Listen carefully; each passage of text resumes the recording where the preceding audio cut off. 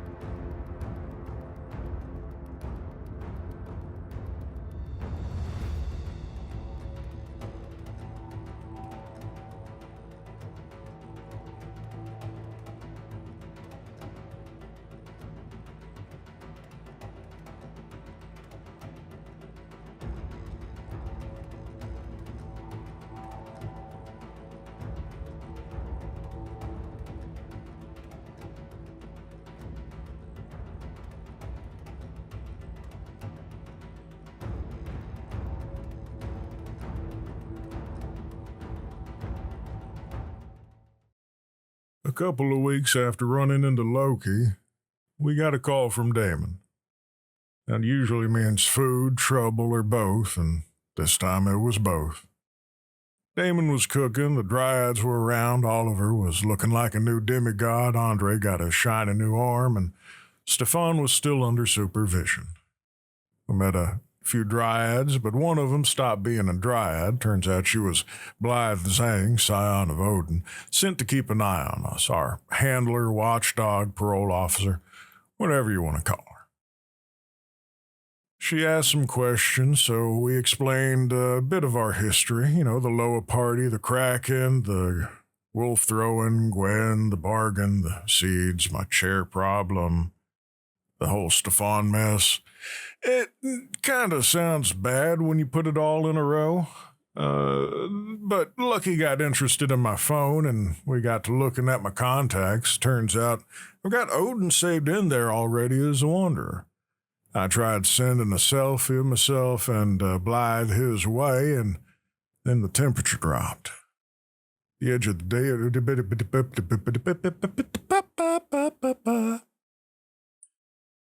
At the edge of the patio stood Lyra, Scion of Hades. She was beaten, bloody, throat torn open, and she managed to get a message our way. We found one before the wolves did. We thought we had time. We were wrong. Then a video showed a burning house, bodies with hearts removed, and Lyra dead in the woods. And then there was another message. Garm sends his regards. In the video, Steffan saw some cloaked figure walking away with two wolves and a white staff, so I think we got a whole lot of work ahead of ourselves now. It's good to be back. I'm Clara Allison, and I'm playing Blythe Zhang, the Scion of Odin. Hi, I'm Gavin Cash, and I'm playing Clint Brazos, a Scion of the Morrigan. Hi, I'm Heretic. I'm playing Steffan Varger, a Scion of Lu. Hello, I'm Gary, and I'll be playing Oliver Bright, a Scion of Ogma. I'm Solomon, and I will be playing Andre Briscoe, the Scion of Hephaestus. And I'm Bloodied Porcelain. I will be your storyteller for the evening. Tonight's reading comes from the Volsunga saga, the tale of Sigmund and Sinfjotli.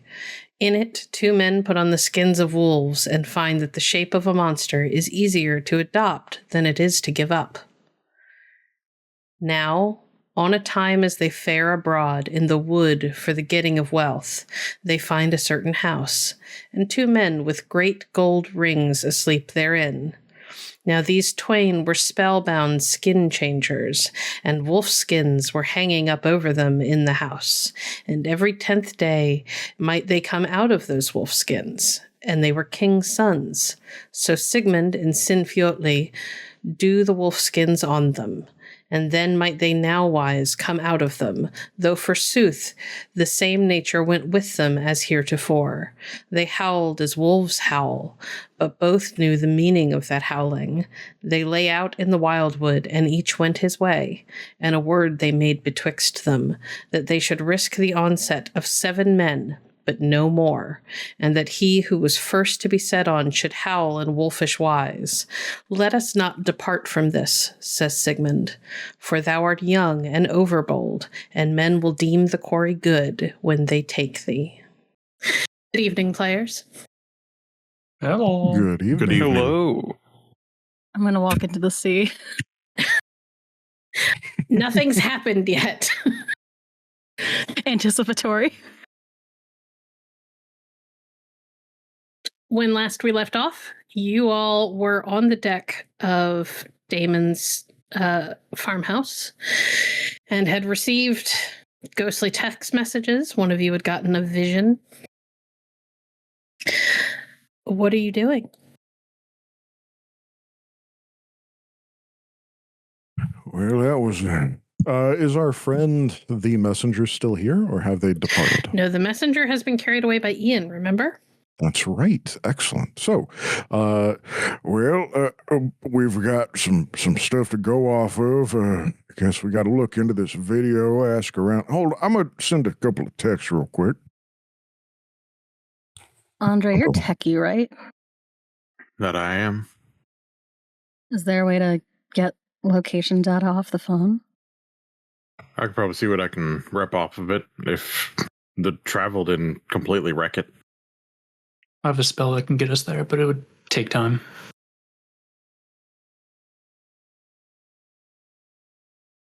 All right, I'm going to send off a text to Lou real quick. He's pretty good about stuff, right? You think he'd know a thing? Did Oliver share with us his vision? It's been a week, I forget. Assumedly, yes. I think he did. If not, we can assume that he has caught you guys up. I also need to send a text. Okay. Well, Clint, what is your text say? Yep. Hey, Lou, I'm kind of missing you. We got some things going on, some stuff we'd like to have some stuff looked into. Clint will try and describe the video as best as he can with the limitations of it writing with his thumbs. We were also, this message was delivered by Lyra, Scion of Hades, and things aren't looking too good for her and her friends. Do you have any connection to, or can you reach out to maybe find some information about Garm for us? Love you. Talk to you later. Bye. You do not immediately get an answer back. Blythe? I'm going to send one to my dad because old man, white staff, 2 dogs does feel very pointed. Okay. Also, probably shouldn't be calling them dogs while talking to your father. Well, I'm not going to say it to him. I'll just send him the name Garm ring a bell? Before you send that, this feels like something that you should probably make a knowledge check on first. Yeah. So I, Clara, have an idea of what might be happening, but I am sure. don't know how to ask. I would like you to roll. Let's look at your sheet. What? First roll of deception. First roll. Just do like a raw first roll. intelligence check, and if you have eidetic, you can have the +5 from that. I have expertise No. mythology. Can I try? You can also try. Yes. Yippee! Let the nerd do it. You should. I You was should also do it gonna ask. too. You should do it too. Fine. Anybody who has expertise mythology or the ability to roll expertise without ranks in it is welcome to make the roll. I might know the thing to do. Fantastic. Here we go. All right. Jesus, oh my God, Oliver. Would an expertise in cooking apply here? It would That'd not. only be a 27 for Andre. All right. Okay. Did you say I rolled- only oh, a 27?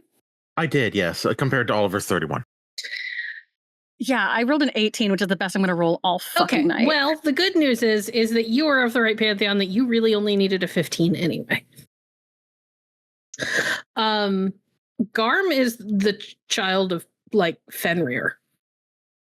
Garm is like the big of the big of the Fenris Wolves. Yeah, that was my guess. Oliver and Andre would both know that. In addition, because you both rolled so well, Garm has like direct like contribution to like the Ragnarok story prophecies. Like in a lot of the like the Volsunga saga and things like that, Garm is explicitly talked about breaking out of his chains. And running wild when Ragnarok comes. It's 6 p.m. Do you know where your dog is? So yes, I am not going to make Steffan roll because Steffan has special levels of knowledge for reasons.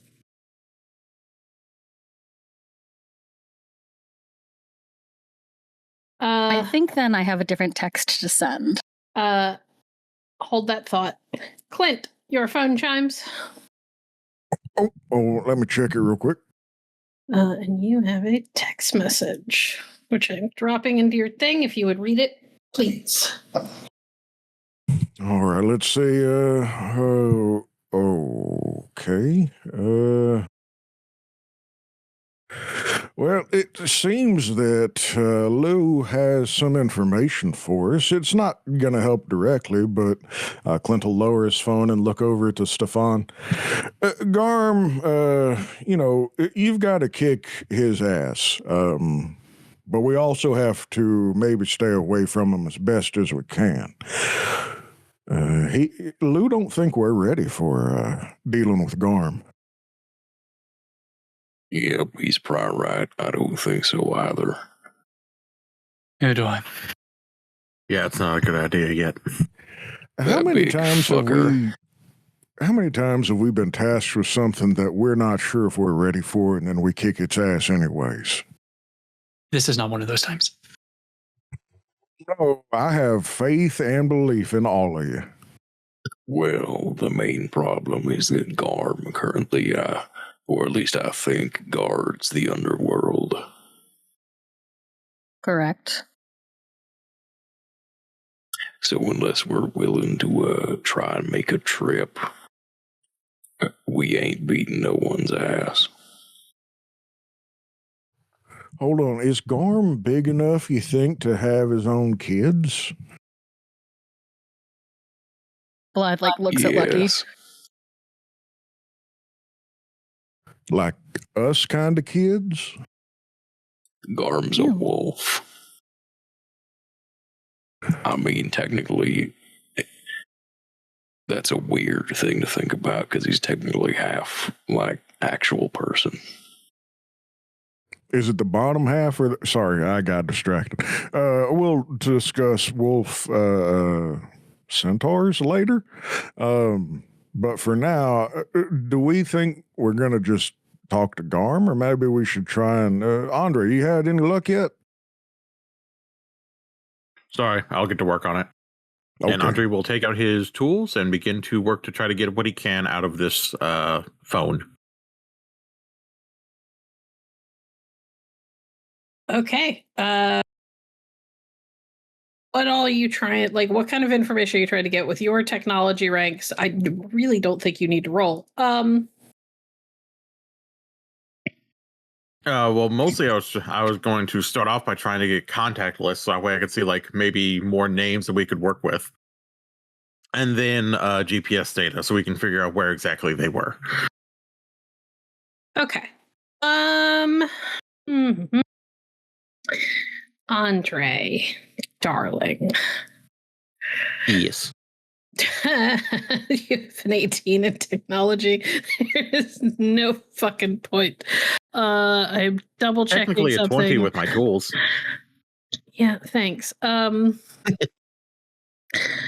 Yeah, you even have skill mastery. I'm not gonna make you roll. You just get things. Okay. What you can, so here's what you get. There are contacts. They all have weird names. As far as to the best of your knowledge, probably almost none of these names are like the real names. They are stand-ins just in case something happened to this phone. You do know that this phone is not divine in nature. This is a mortal cell phone, which might be part of why they did what they could to protect the identities of the people whose numbers they had. Fair. In terms of GPS, you can find you can get pretty close with just like recent pings. You can pull that off of the phone. But the real kicker is actually the metadata on the video itself. And it's a very specific location.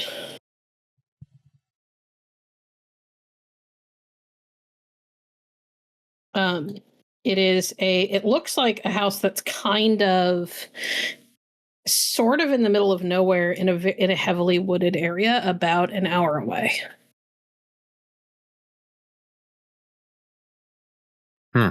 Well, shit. Actually, close by. Wait, what do you mean close by? Like Kentucky or Kansas like with this phone? Apparently all the shit went down about an hour away. Oh shit. Oh fuck. All right. I guess we should probably gather some supplies and get out that way.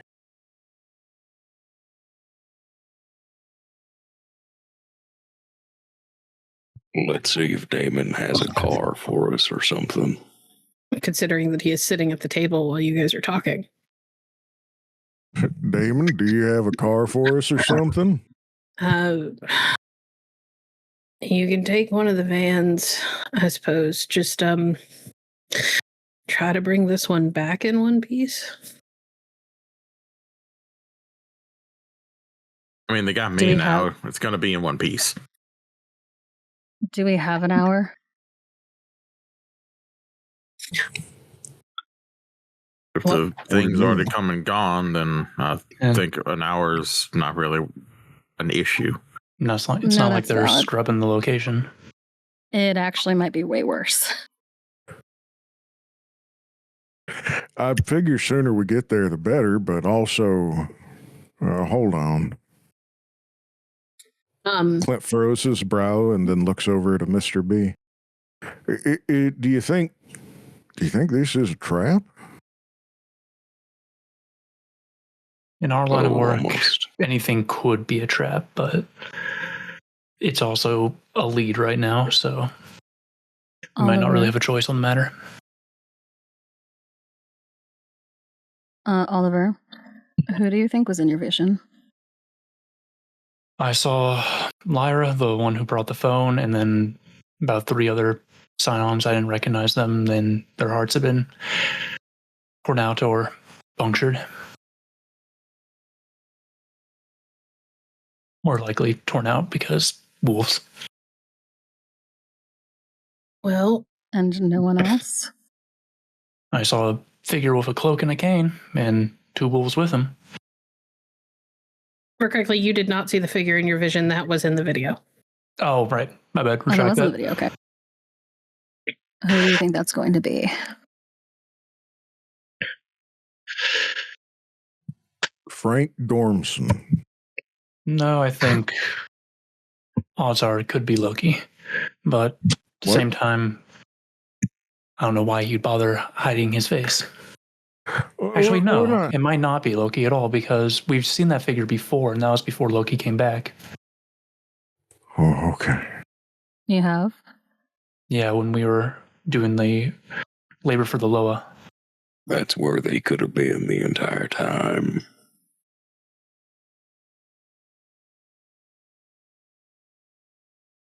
Steffan, you noticed as all of this conversation was happening,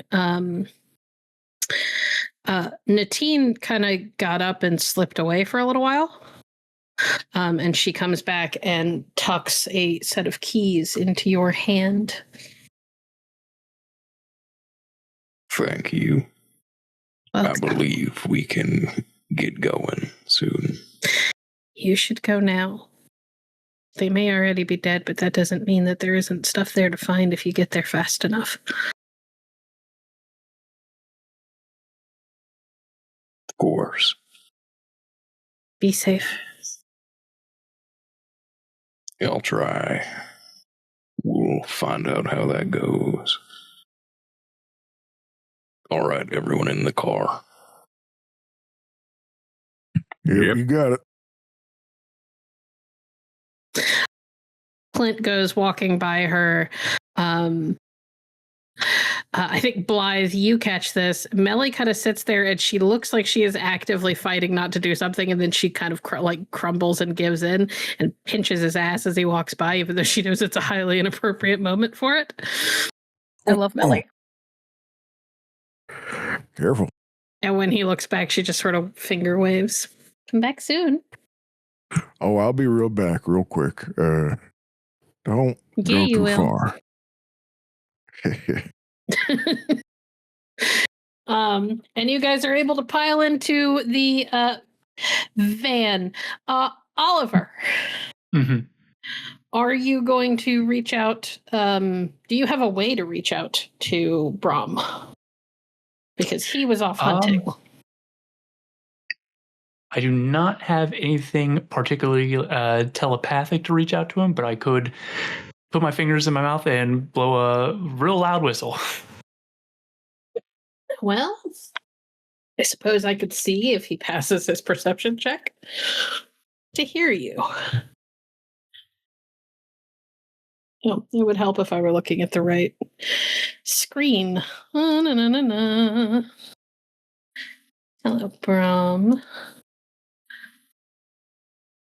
This is not his best stat. Oh boy. He does not hear you. You wait for a couple of minutes and he does not show up. He is probably in some far-flung space, maybe not even on maybe not even on the farm's lands anymore. That dragon. Give me a second as I pull out the tome of stories. Okay. Oh, you're going to read him a bedtime story from this far away? I think we got to go, buddy. No, I'm trying to jury rig a spell. Oh, okay. Just FYI, it takes time to do stuff like this. Like, this is like at minimum several rounds. This isn't a ritual. This is a power stunt. Okay. Cool. I'm not. We don't have to figure out specifics. Just spend your hero point. You have enough stuff to proc off of that. And it only has to last for one round.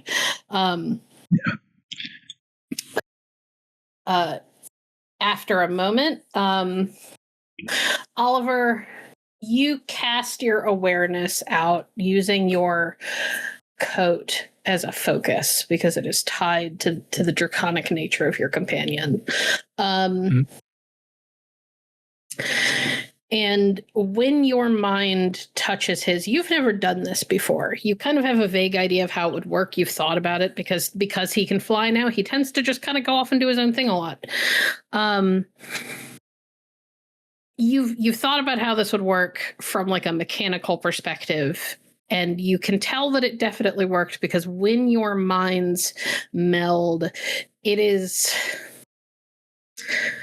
not alien in a bad way, but alien in like an intensely overwhelming way. This is like trying to mold how your mind works to be able to kind of operate in the same way that his does.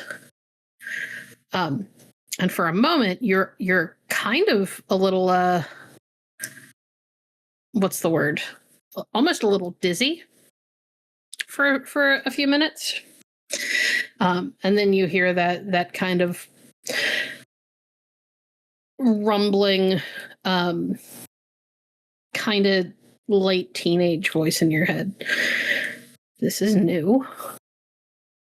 Yeah, I had to improvise. We're leaving. Okay. I'm eating. Well, we're leaving right now. Okay.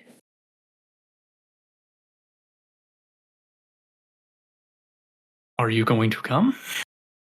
Are you going to ask me to, or are you just going to tell me what's happening and then expect that I'm going to fall in line? We've received a message to deal with all the Don't need wolves. the details. Are you going to ask me to come? I am meant to watch over you, so I would appreciate it if you did. That isn't exactly the deal you made. But I will come if you will ask. Politely.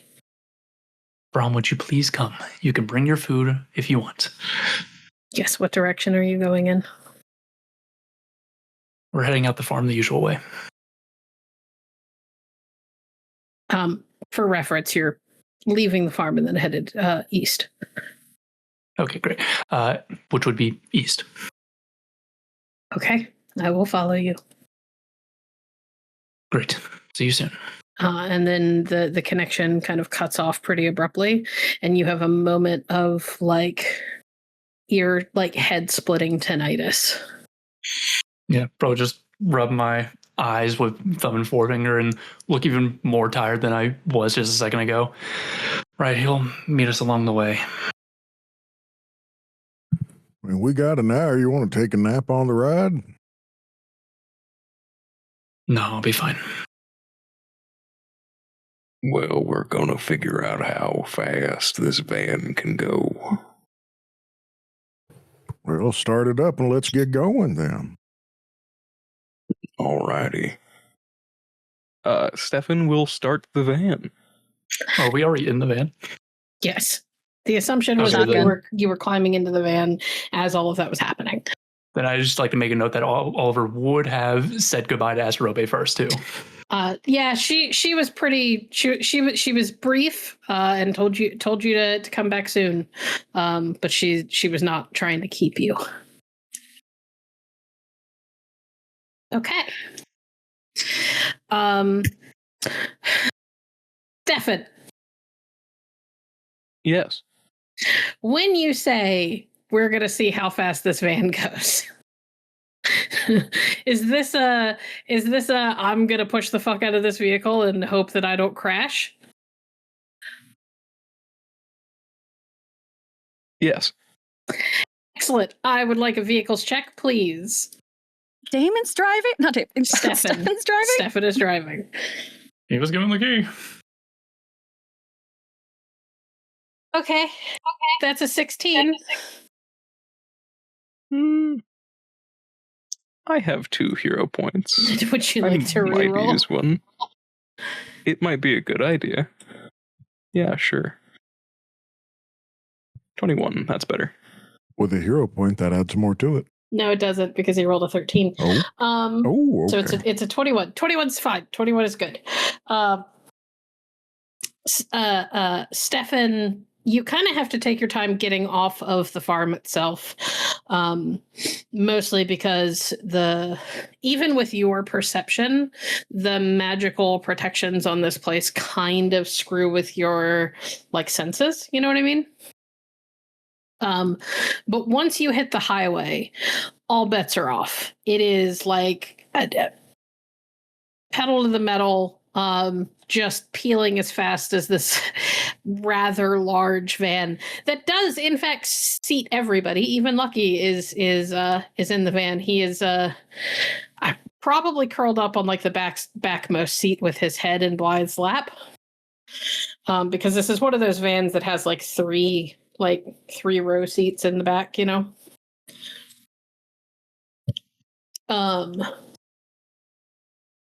And you are able to drive for a fair bit. I have a question. Oliver. Yes. Do you have any of the in the new system setup? Do you have any of the warp luck stuff?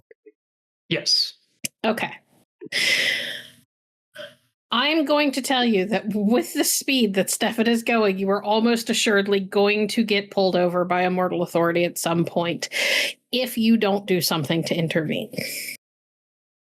I just mentally sigh, overtly pull out the book again, and weave a little bit of Bona Fortuna to spend a luck point to give us some favor in this. Okay.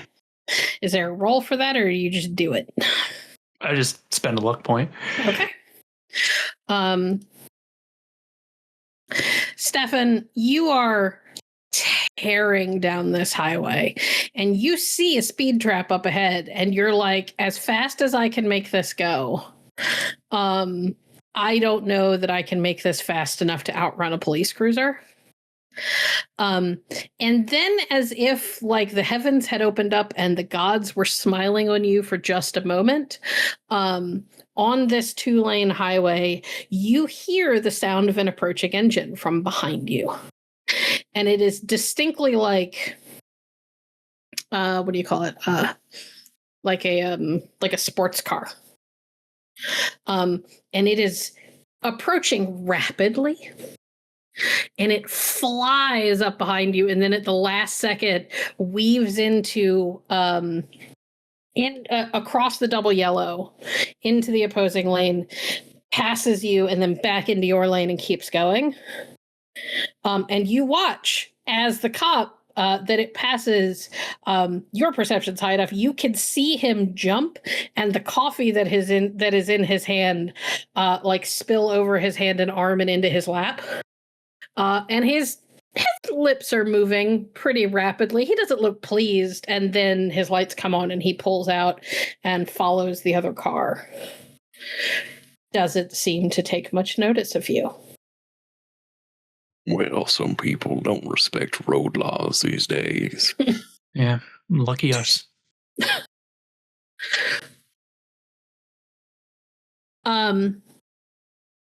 Under an hour, probably closer to 40 to 45 minutes. You guys pull off of the highway and down onto state roads, into thickly wooded areas. At this point, Andre kind of has to push Steffan to slow down a little bit because he's got to map out how to get there, how to get to this specific house, because there's just trees everywhere, and the maps make it clear that you're probably unlikely to know where to turn without having a very explicit idea. When you get there, when you get to the turn that Andre points you to, the house from Oliver's vision sits back from the road. It's half hidden by woods. you can kind of tell, especially Steffan, with your history as a firefighter, you can tell that in the past it probably looked forgettable by design. You could see the remnants of old siding. There's a gravel pull-off, the remnants of a few security lights. Specifically, nothing that would look eye-catching. Now, it's a blackened shell of what it used to be. The windows are blown out. The roof has partially caved in. The front door hangs open, warped by heat and clawed nearly in half. The fire is mostly dead, but smoke still creeps out from the bones of the place. The air smells like wet ash, burned insulation, old blood, and meat.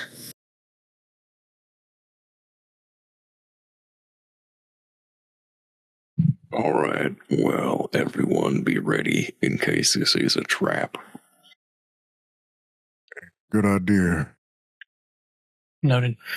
Yeah. All right, Ian, you mind taking a look around, seeing if you can spot anyone around us while we investigate? Darling, Ian is not currently with you. Oh, shit. Ian took a... Clint touches his rings and looks around sadly. Just Would you talking like to me myself. to ask He did Brom s- to do that instead? He did say he would be back. You can try asking Brom to do that. Ian will come back soon, but he looks to the sky. Might take him a minute. He's doing important business. Speaking of Brom, shortly after you guys step out of the car and are looking up at this house, there is a heavy thud and the crunch of gravel behind you. And if anybody looks over their shoulder, Brom has landed.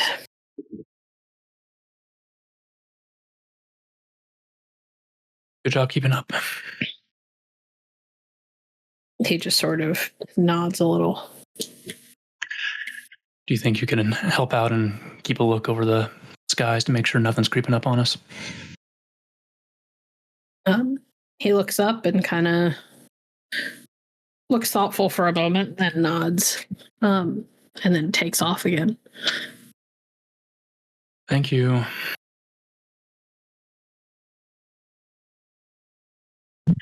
Right. What So where do we think? start? I was going to start looking around for folks. The dead kind. All right. Good idea. I'll see if I can spot any magic. Lucky, do you think you can spot a sniff for magic? I could try. You are going to have to roll for him. Yeah, I realized I don't think I updated his sheet to have a button for it. It should just be his perception. Oh, then we're good. 32, okay? No, that's awful. How could that possibly tell you anything? How I'd dare be you? mad if Lucky has better rolls than I do. I mean, he already does, babe. I don't think I can help I much, but know. I'll activate Unlit Eye and take a look around as well. Do it, Oliver. Okay. You have him looking for magic? That is anything but mostly magic or traces of it.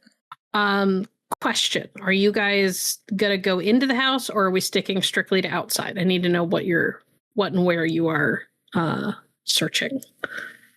Unless I think anyone it would- stops me. Sorry, go.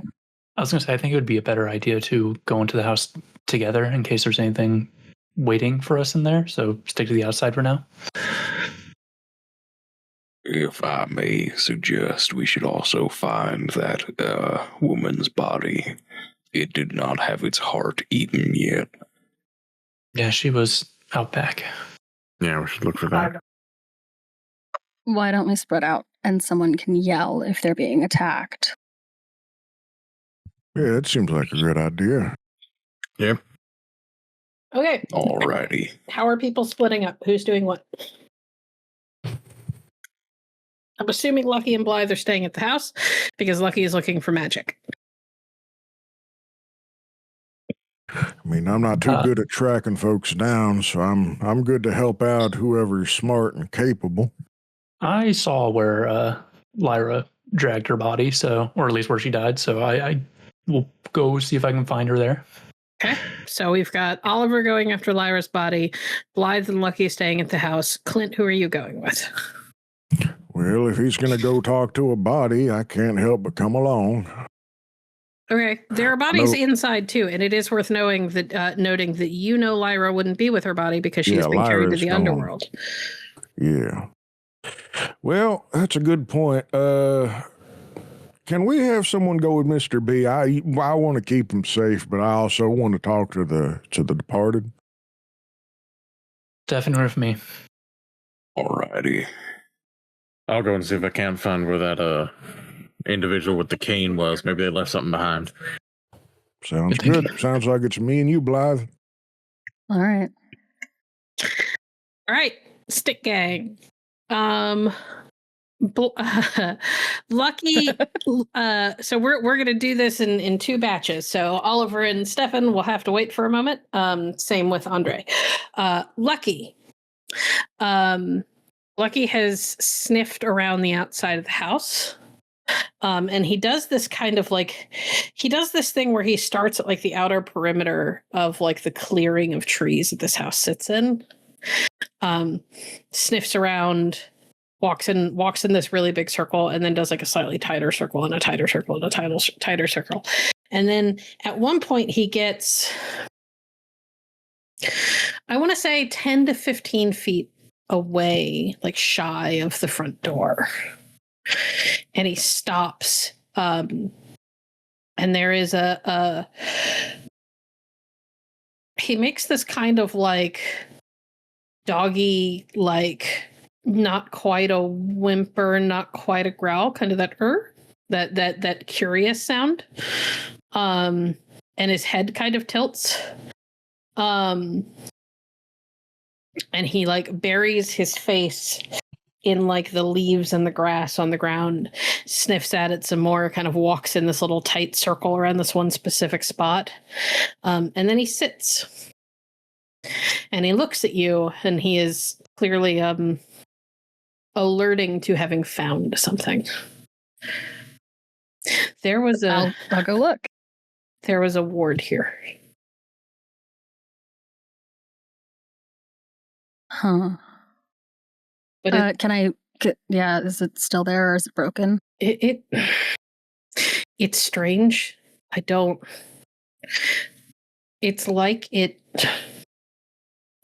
it doesn't smell as strong as it should. It smells like it went bad. Like that time that you left those oranges in the fridge for too long.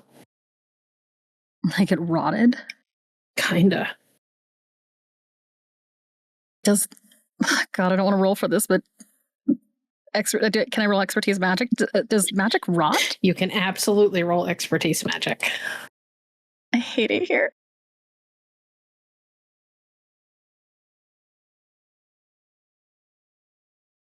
I'm gonna roll a hero. I'm gonna roll. Spend a hero point. Yeah.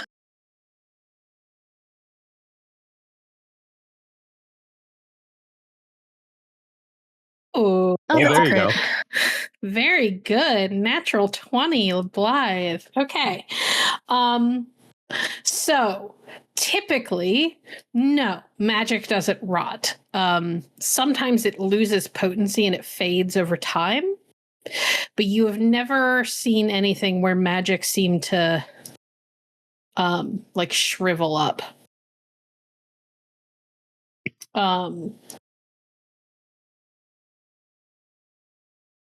You've never seen magic that shrivels up or goes bad like it is a living thing, like a plant or whatever. That being said, there are different types of magic and different ways of influencing magic, or influencing the world that could potentially, what do you call it? present in such a way. Nothing you particularly know, but if there is such a thing, it is probably old magic. You're pretty up to date on the stuff that most scions and gods use these days. This isn't something you've heard about, which means it is probably pretty old and esoteric. Also probably has ties to some sort of like natural magical world, because it wasn't just brute force broken. It was, manipulated in a way that made it go bad, or made it rot or go bad, like it is there is a word that I'm looking for. It's giving like it aged, like it was put in a little pocket time bubble to age, so it would go bad. That's what my brain is saying. Or like a catalyst was presented to it to make it break down quickly. That's not great. But your guess, your very well-educated guess, is that this is probably old and esoteric and not something that you would commonly find among gods or scions.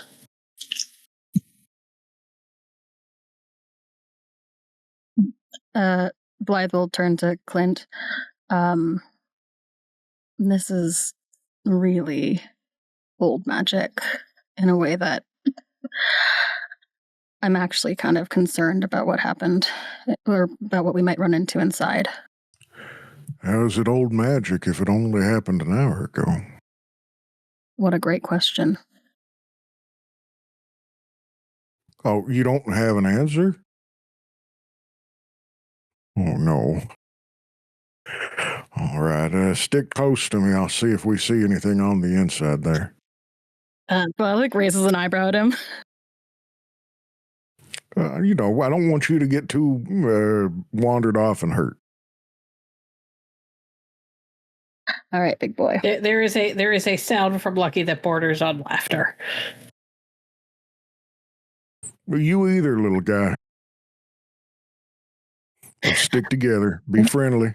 That gets a vaguely offended Huff. Being called little. All right, we are going to pop over to Andre. Andre, what are you doing? I am going to be trying to just take a look around the area and see if I can see where the caned individual was. Using my memory, just be like, okay, so that was over there. From what we saw in the video. Yeah, yes, I do actually. Okay. I'm not going to make you roll. You can pretty easily figure out where they were walking. That's easy enough. Okay. And he is going to look for the spot where the caned figure was, and just either look for tracks or look for signs of them using some method to teleport. Anything to get more information about this individual. Okay. Let me look at your skills. See what you might have for this. Also, the entire time he's doing it, he's just sort of fiddling with the orb, almost like it's a fidget toy, mm-hmm. but is also just pressing buttons and twisting it and who knows what could happen. Okay.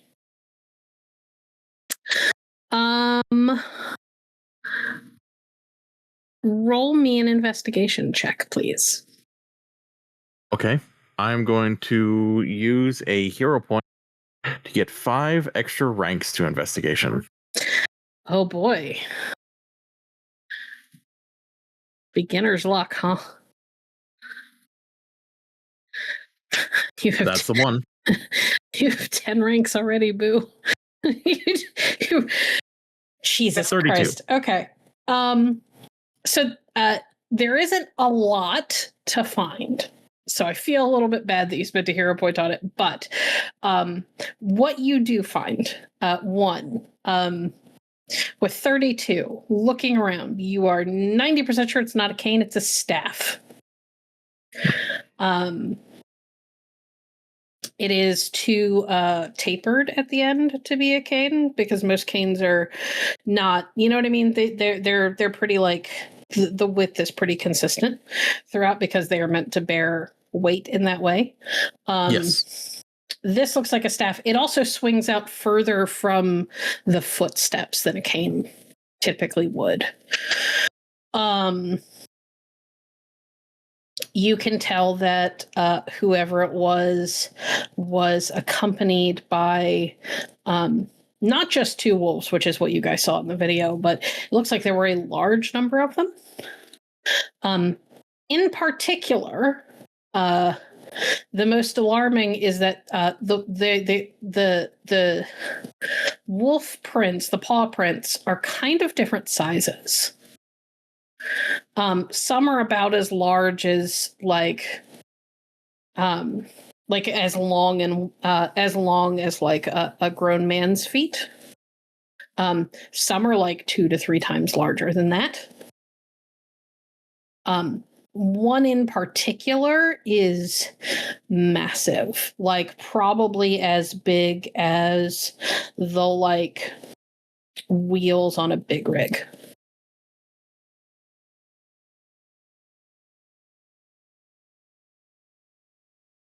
Interesting.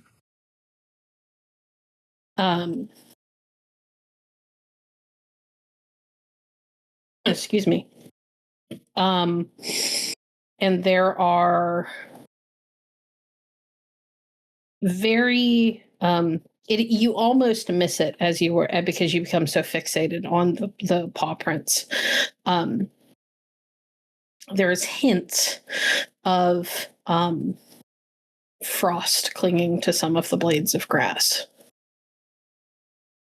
despite the fact that it is quite warm out and it shouldn't have lasted more than a few seconds, let alone as long as it's been.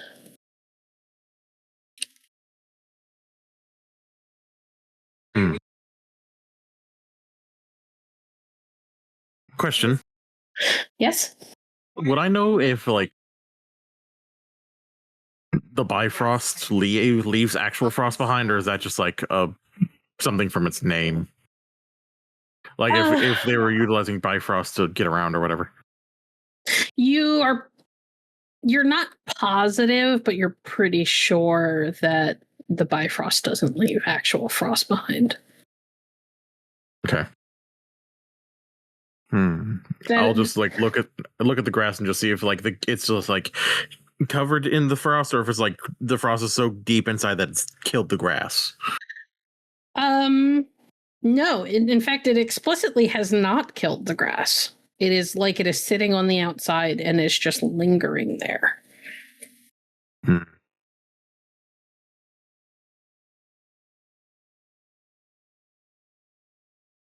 Interesting. And he will just be like taking pictures of it on his phone, just getting basically bits, like images of the information he's found.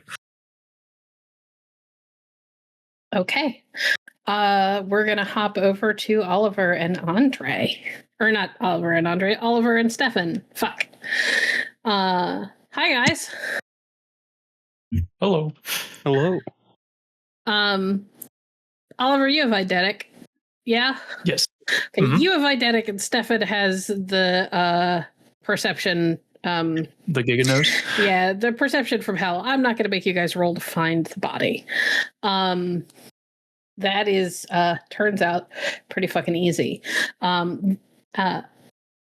Almost 50 yards behind the house, deep enough into the woods that she was clearly running when she fell, is a body. Everybody heard the description of Lyra in the last session, so I'm not going to go fully over it. Save that she is laying on her side, with one arm extended kind of up above her head, her fingers partially curled into the dirt and the forest floor debris. Like she might have, and there are like drag marks behind her. Like she may have been trying to pull herself through the underbrush after she fell. Her chest is not ripped open, but her throat is. And from the sheer amount of blood all around her, it is obvious that she bled out here on the forest floor. All right. I would like to activate Unlit Eye to just peer over her for any magic. Okay. I don't think you have to roll anything for that. No, I just see the magic. There is no magic. Not just no magic, but like a complete and distinct lack of magic. There are no relics that you can see. And it doesn't look like she was hit by any kind of magic. It looks like what killed her was purely, I hesitate to say mundane because of like what they were fighting, but you know what I mean? Like it's just mundane damage. Well, that was my next question about the relics. As I'll like crouch down and kind of peer over, her birthrights are gone. Oh, she is not wearing the denim jacket, by the way. You guys didn't see her ghost, but for those watching at home, she is not wearing the denim jacket, which is in fact a relic.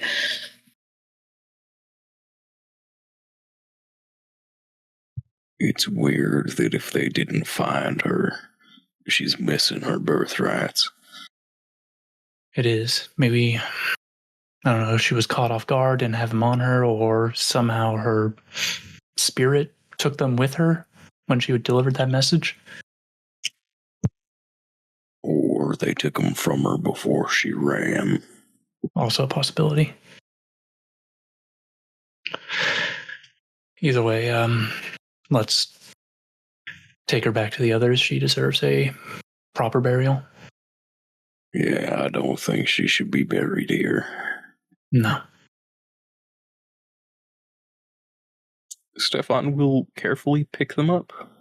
Slightly hesitant to do it, but... Okay. She is remarkably light with the lack of blood. Back to Blythe, Clint, and Lucky. What are you guys doing? You guys going to go inside? Or are you sticking to outside? I'd like to head in. Yeah, let's go head on inside then. Okay. Let's see.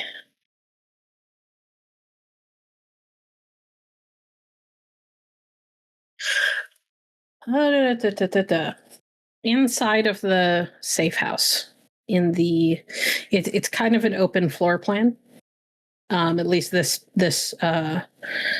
floor is. It's part of this floor. There are 4 bodies.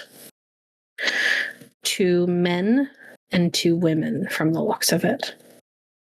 Their bodies are scattered through the house, through the main part of the house, where it looks like they may have made their last stand. When you walk in the front door, one you kind of have to step over.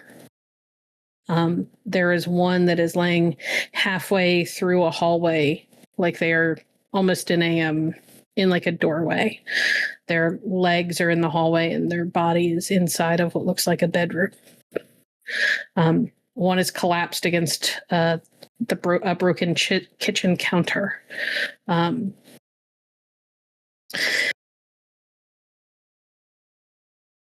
one lays on top of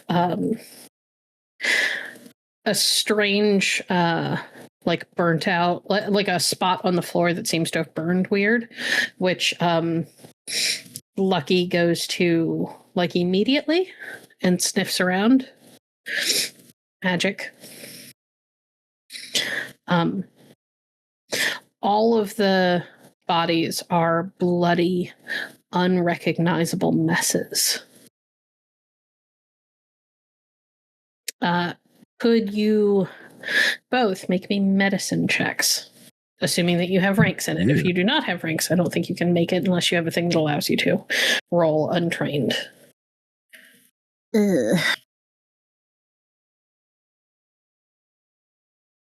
Treatment. I'm sorry, not medicine. Treatment. I don't think I have treatment. Clint, do you have treatment?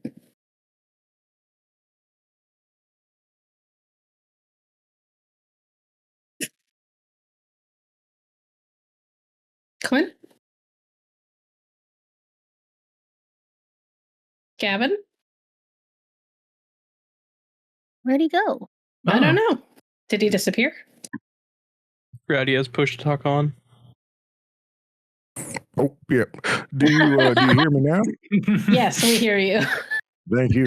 Sorry. Unfortunately, I do not have medicine. I do have nothing in treatment as well, so I've got nothing to roll. Okay. Well, I'm giving the dog treatment. you can't give the dog treatment mid session. Okay. Yeah, they're bloody, unrecognizable messes. Specifically, their torsos. Just gore and viscera. With what I know of like demigods and just being a Scion, do I recognize the house at all? Like the location or anything? No. Make an insight check.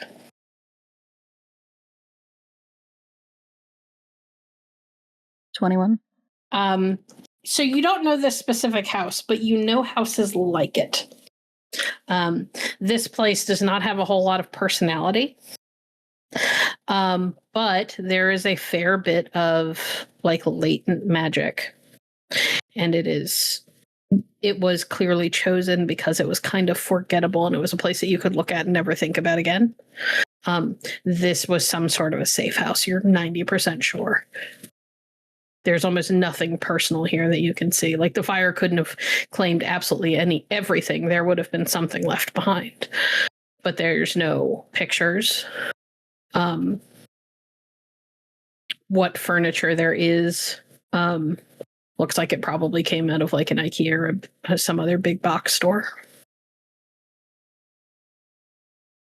Unlucky is only alerting to the spot on the floor. There's nothing on the dead Scions. No, there's nothing on the dead Scions, but Lucky is circling that spot on the floor and has not moved from it since yet. I guess I'll check that out next. You have magic perceptions? I have the expertise magic, but Lucky has the perception. Okay. Roll expertise magic for me. Actually, this symbol that Lucky is alerting to. Okay. The symbol that Lucky is alerting to. Just rolled so bad. You did. The symbol that Lucky is alerting to is laying on top, or there is a body laying on top of it, so you can't see the full symbol. So the fact that you rolled poorly was, not hugely surprising. You can't see the whole thing.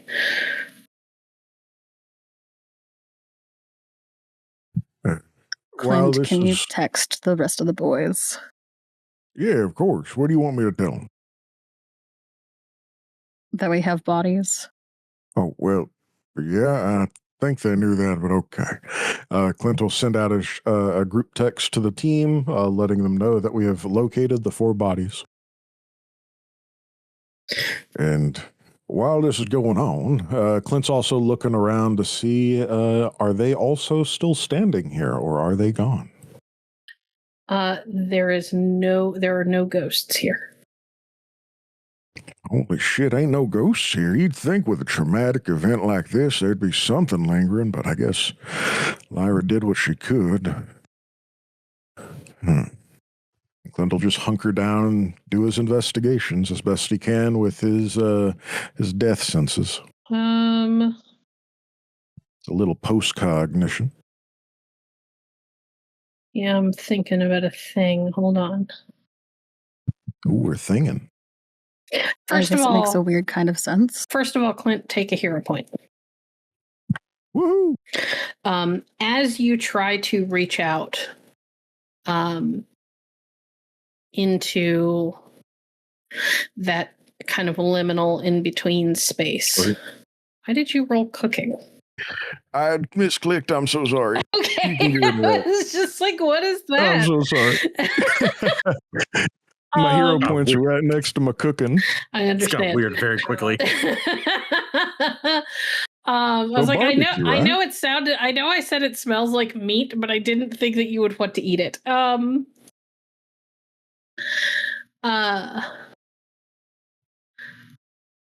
As you try to reach out into that liminal space where the dead usually linger, you know that you can, in most instances, grab a hold of like the tether between a body and its spirit if it hasn't been too long, and kind of pull the spirit back to be able to like summon it and speak to it. And as you try to do that, there is nothing. Clint starts looking very worried and pulls his hat off to wipe the sweat from his brow after all the effort. I imagine it's pretty warm in here too, anyways. It is. It is warm outside and even warmer inside because of the remnants of the fire. Right. I'm pulling up nothing. I can't. They're not even able to be yoinked, you know? I can't get them over here. That's not normal. Like, there's no ghost whatsoever. Oh, there's probably a ghost, but not that I can pull from them. They might have already been moved on. You know, like when Ian took Lyra away, I can't easily reach out to Lyra comfortably.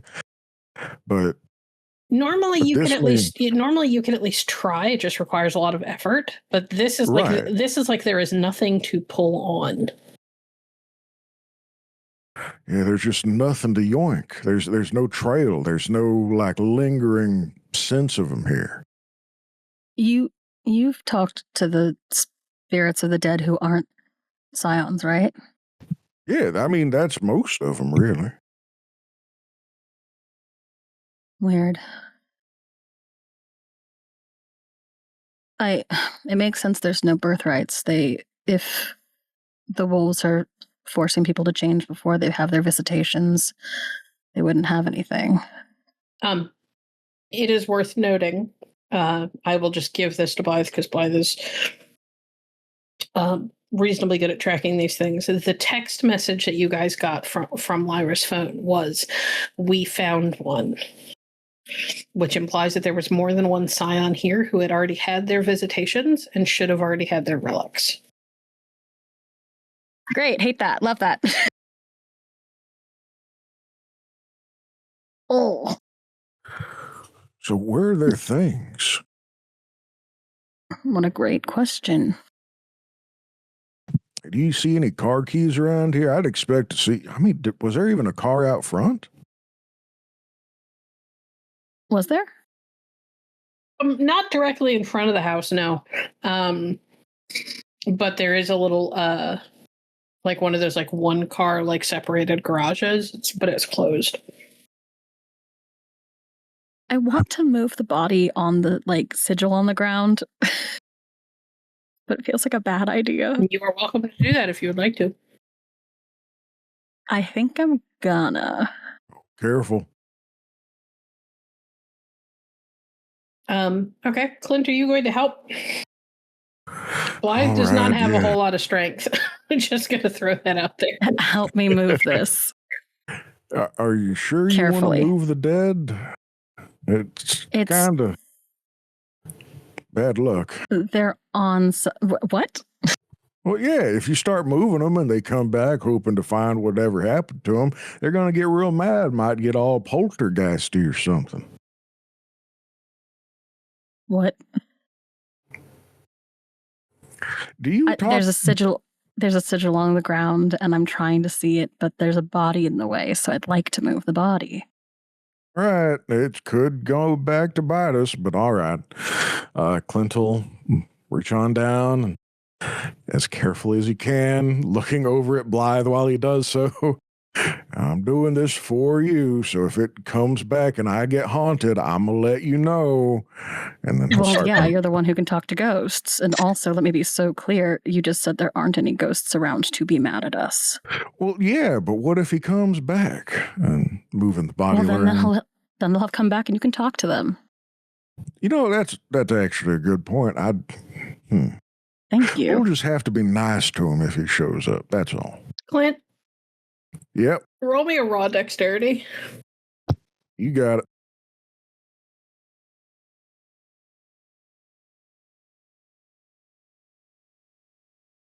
That is a 17. Okay. Well, the good news is that the body is mostly in one piece.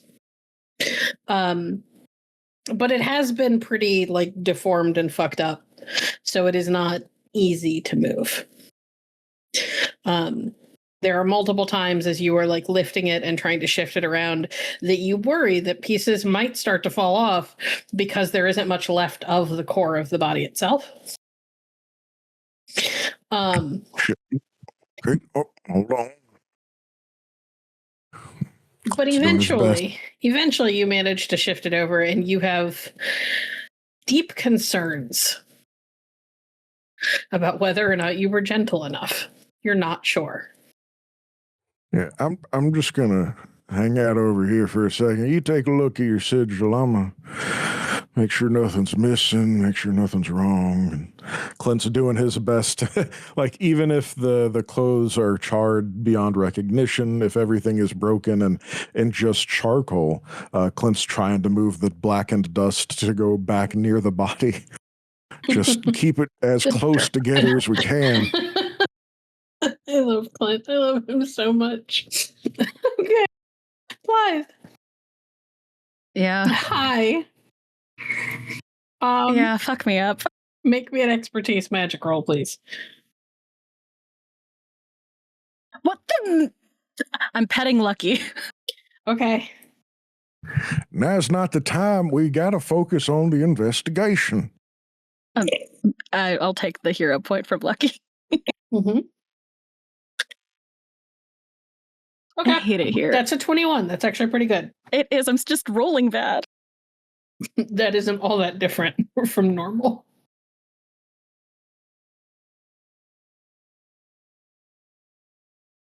Okay.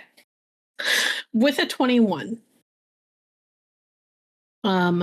what you realize is that this sigil is one that you have seen before. It is a like a protective or defensive sigil that is meant to mimic the effects of one of the first powers Scions with the fire purview get, which is the immunity to fire. But there is the floor that the symbol is on is cracked. And it looks like there is something that is pushing up from under the floor that has made the floor kind of crack and bend and split, which broke the sigil so that it didn't work. Clever. But it's not going through the floor yet. It looks like there's something under the floor, but you can't tell exactly what it is just at a glance.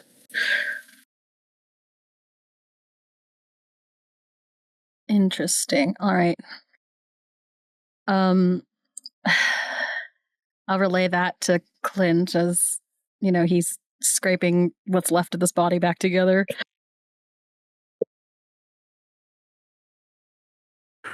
I don't have a really good read of anything beyond it's a fire protection spell. Fire protection spell? It got fucked up by whatever's under the floor. Wait, you mean the fire came from below? No, whatever went after these, one of them brought fire, obviously, and someone here knows enough to try to stop it. Oh, but so that was something like... gotten... Go ahead. Whatever set the fire also, I guess. Well, it's possible. Okay, hold on. There is fire, and someone here knew enough to fight it with a spell, and I am assuming it's the aggressor who pushed the earth up under the floor. I don't know what's under here yet. I don't know that we should fuck with it too much. But it broke the sigil, so... Yeah, that does kind of seem like something we might want to get Mr. B in here for. He's the whole educated on magic kind of thing.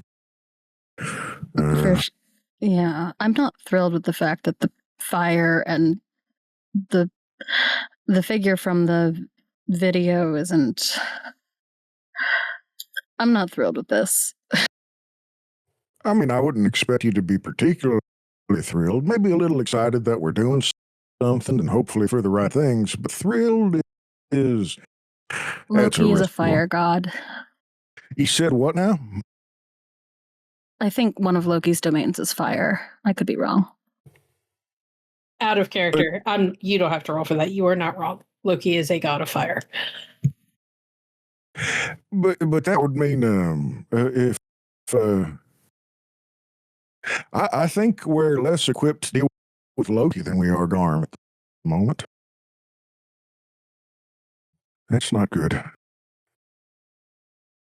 I'm going to text the group chat as I'm talking, just relay what I've seen. It is worth noting that while all of this was going on, Steffan, Andre, and Oliver all got the last text message too.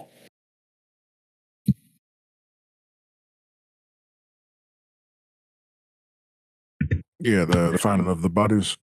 Yes, the finding of the bodies, and now you get a message. You get a pretty lengthy diatribe from Blythe as you guys are all, I assume, headed back to the house or have like wrapped up your investigations.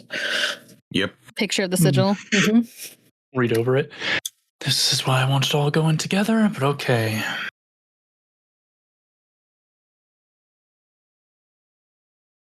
Very fair. I don't think they listen too well. Well, let's just double time it so we can get there and see what we see. Do we have any gloves or booties to pass around so the folks don't get other people on their hands like I just did? You do not. Damn it. We'd never come prepared. Well, maybe, do you not have condoms in your pocket? What are those? No, of course I do, but I don't keep them in my pocket because that could cause problems. You never put them in your wallet neither. You see, they could get worn down and thinned, or they pass the expiration date and you're in trouble when you need it. So I just keep them in a box. Well, that'd be back in demons. Shit. Wait, why would you, what? Hold on. What?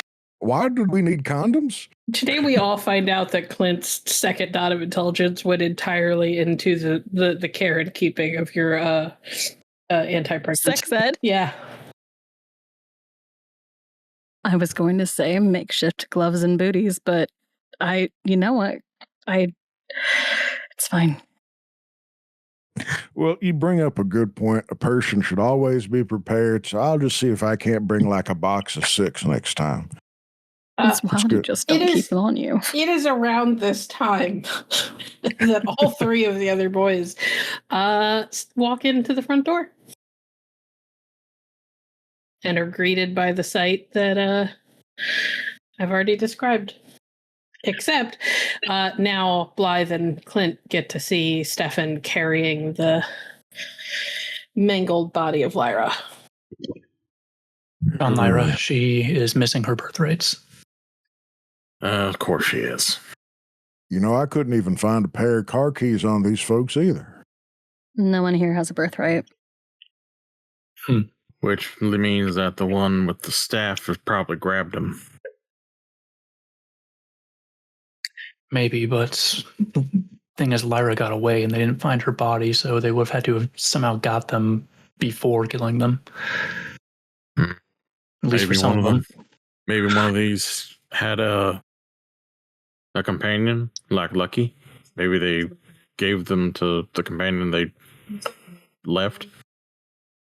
Technically, Lucky is a birthright. Maybe, but as far as relics are concerned, they're all gone. They didn't know. Sorry, go ahead, Mr. B. No, I was just saying that any other birthrights of a more living nature could be in the wind, or who knows. If they were dead, we'd probably see them around here. Do any of you have ranks in treatment or the ability to roll without having ranks? Yes, I I can have roll. ranks I can and roll without treatments. ranks, As I am talking, I will walk over to the other bodies and take a look at them. and I will aid Mr. B. Okay, if you would like to aid, I need you to roll first. Okay. 21. Oliver, go ahead and roll your treatment with a +5. Sweet. 20. Okay. Wow, that was a really low roll on the die, my guy. I know, right? But hey, +16. Okay. You know what? I got luck points. Let's do it again. Jesus. Do-do-do. That is now a 25. Okay. Should be a 31 with the +5. No, because it wasn't below 10. No, the +5 is from the teamwork. Yeah, from teamwork. Oh, it didn't. I put in the +5, but it didn't process it. So yeah, it's a 30. Okay. At a glance, Oliver, you can tell that the reason why their bodies are so mangled and fucked up is because none of these bodies have hearts.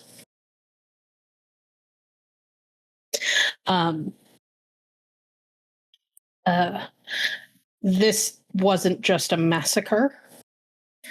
This was a feeding.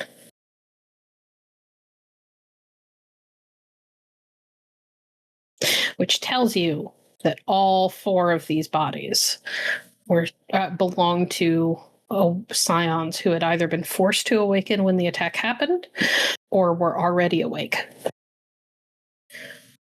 Because the wolves are not interested in hearts that are in unawakened Scions or mortals.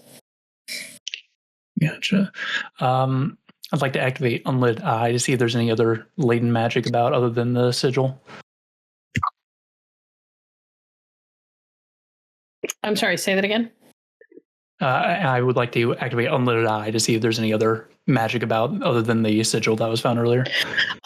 You could look at it. You're going to get the same information that Blythe did. It was a spell meant to mimic effectively fire immunity. That ability from the fire purview. Well, I meant anything other than that around the house. Around the whole house? Or just like in the general area, just doing a quick sweep. You see the remnants of the ward outside. It really does look like what a living thing might have looked like had it like died and rotted.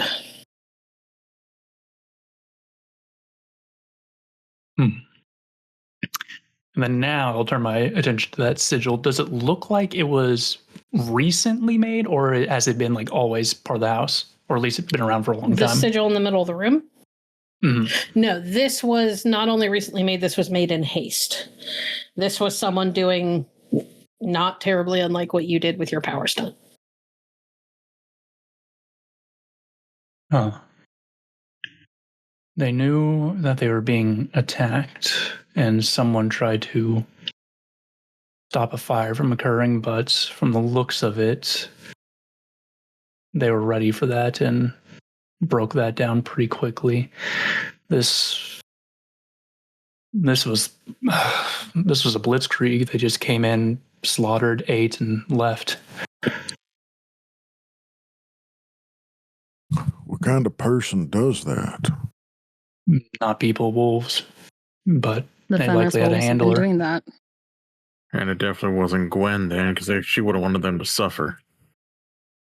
Yeah. We know the wolves want Scion hearts. That's how they feed, I guess. So everyone here was at least awakened. Steffan, you explicitly know that it isn't generally how they feed, like they can eat normal meat. They eat Scion hearts because it is how they grow stronger. It allows them to absorb the power of the Scions of the heart that they have eaten because it has divine ichor. Well, they're not just feeding. They're trying to get stronger. They're also, the message said that they found one, and as far as I can tell, these folks fought hard. You're saying that I found Lyra way out there. Where's the other one that they found? Yeah, if they haven't been visited yet. We might I need will to look. smell the air. Okay, what are you looking for? A scent leaving the house that, isn't blood and dead body that I've already followed. Seeing if there was another person that may have ran or escaped.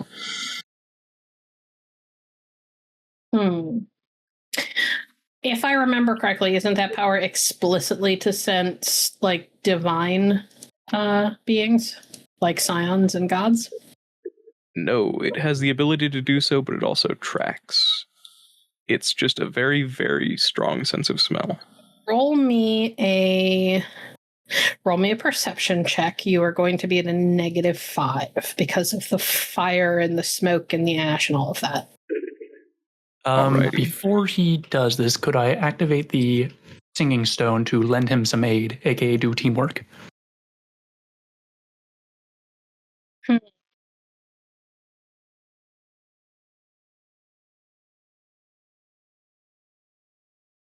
Let me double check how that power works. This is a very unusual thing because you don't have particularly good perception.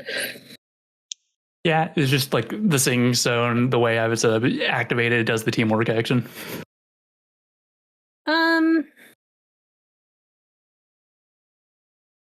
Sure. Yay. You have does he get a +2 or a +5 from you? It is the advantage, so it would be +5. Okay. +5 to your perception, Steffan. So you were just rolling flat, as it turns out. Alrighty. Would Lucky be able to help? No. It's a 38. He doesn't need it, as it turns out. Jesus. It's an 18 I think on it's the higher die. because there's not. You forgot the +5, so it's higher. Well, it canceled out my smoke bonus. He had right, a you got the -5, -5, you my gave bad, him a my bad, +5, so my he's bad. just rolling Yes. flat. I might have more negatives because I get a -1 for every 100 feet. But assuming I'm just tracking from this area outwards, it should be fine. You can tell that so you smell a number of beings that were here that definitely left. Obviously you smell a number of wolves. That's probably, other than the sense left behind by the fire, like burning furniture and insulation and all that stuff, which, given your real life job, I don't have to describe to you. It's not pleasant.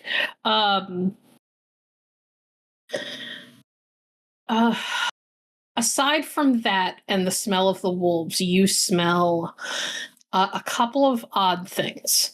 Well, one particularly odd thing and one that seems almost too mundane. One, there was a perfectly normal person here at some point. Semi-recently, like within the last couple of hours.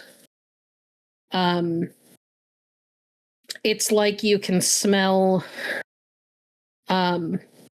like the sweat that comes from somebody being nervous and scared and anxious.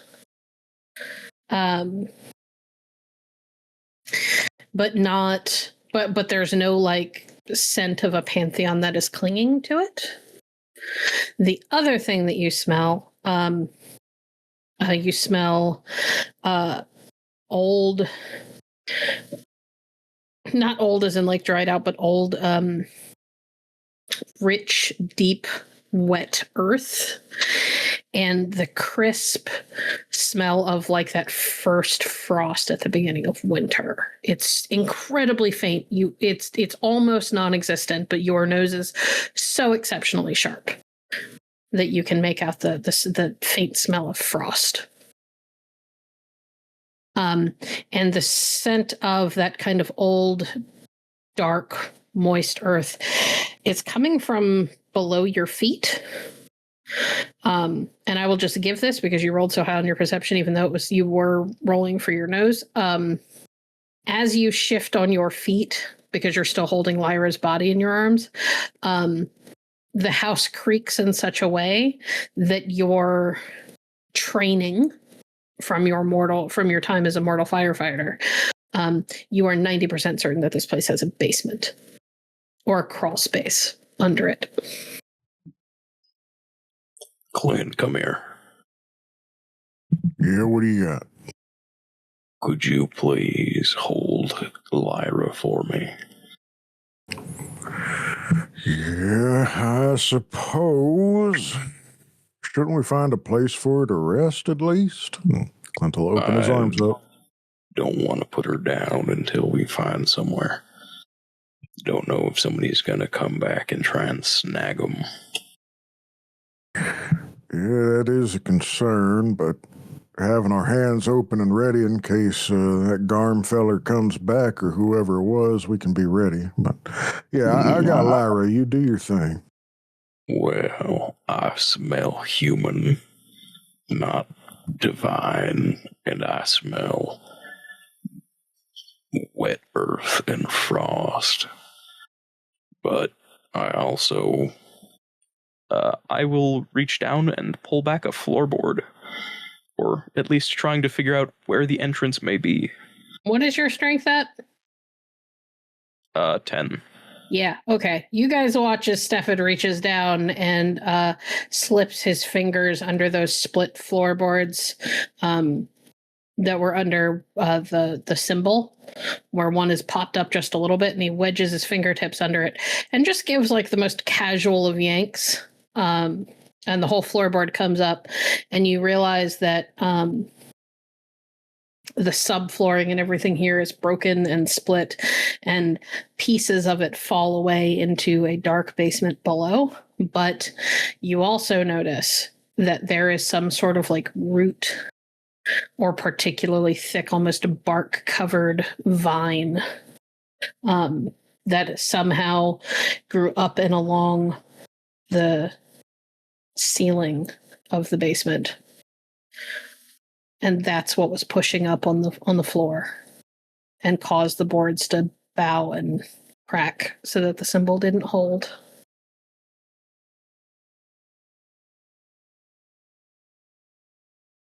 So our aggressor is able to rot things quickly and has some sort of earth or like plant purview.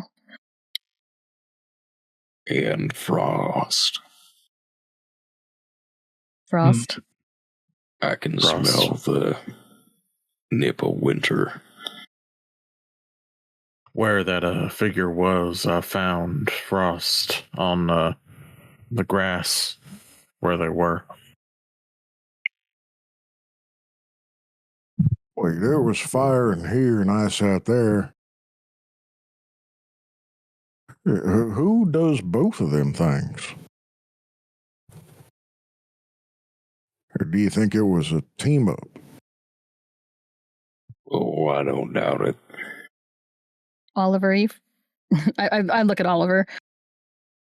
Yes, could I do a mythology check to see if I could summon up any figure that might fit these criterias? Sure. Make a mythology roll. Expertise mythology? Right. Yes. And would Eidetic apply? Yeah, why not? Okay. 35. And you're asking about fire and ice? Primarily, I think ice and like earth and rotting, but then also a little bit of fire in there too, maybe. Okay. I mean, that's really, really broad. There are a number of gods of winter and ice and cold. This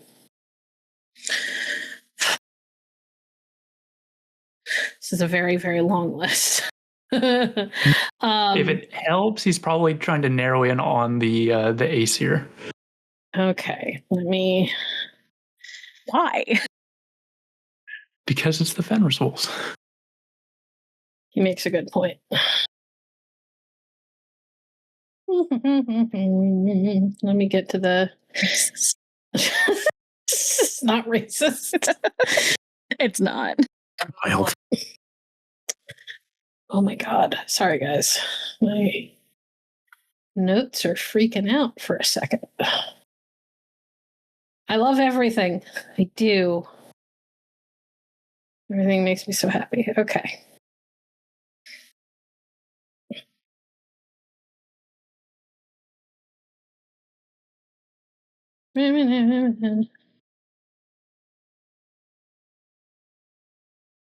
Why?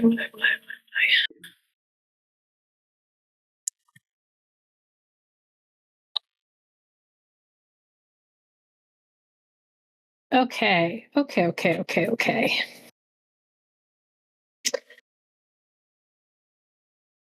So there is Uller is one of the gods of frost and ice and winter.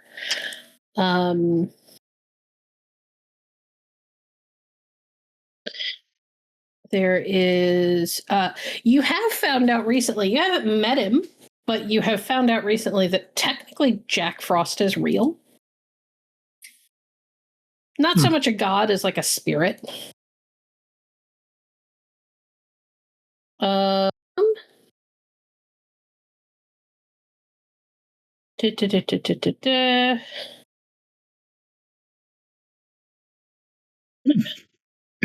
really should have been more prepared for this. Uller is one of them. I believe Hell technically has access to Frost. You also know that the reality is that if a Scion gets their hands on a relic that happens to have the Frost purview tied to it, they can tap into those powers. You also know that magic, one of its conveniences is that it can kind of mimic anything.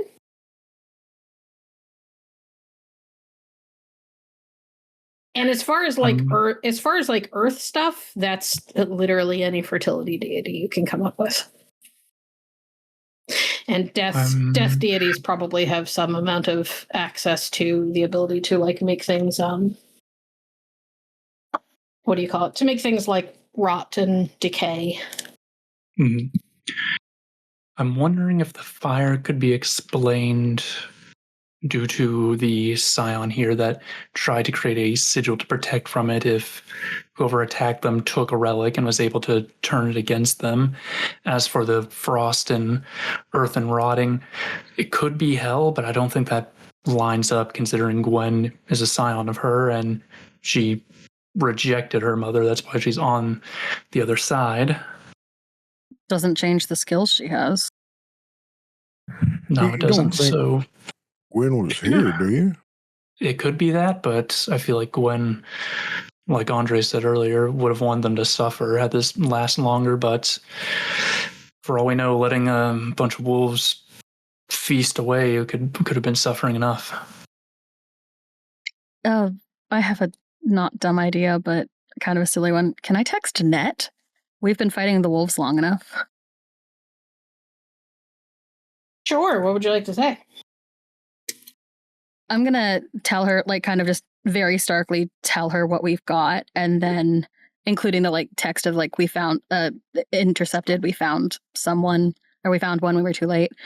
And then ask if she's seen this level of interference, of, like, attack. Okay. I'm going to need you to be more specific about what you say and how you say it. Because that'll tell me how she responds. came across the got to an attack too late. Looks like Fenris Wolves are feeding. Have Scion interference, and then kind of describe and give her looks like frost, fire, and fertility ?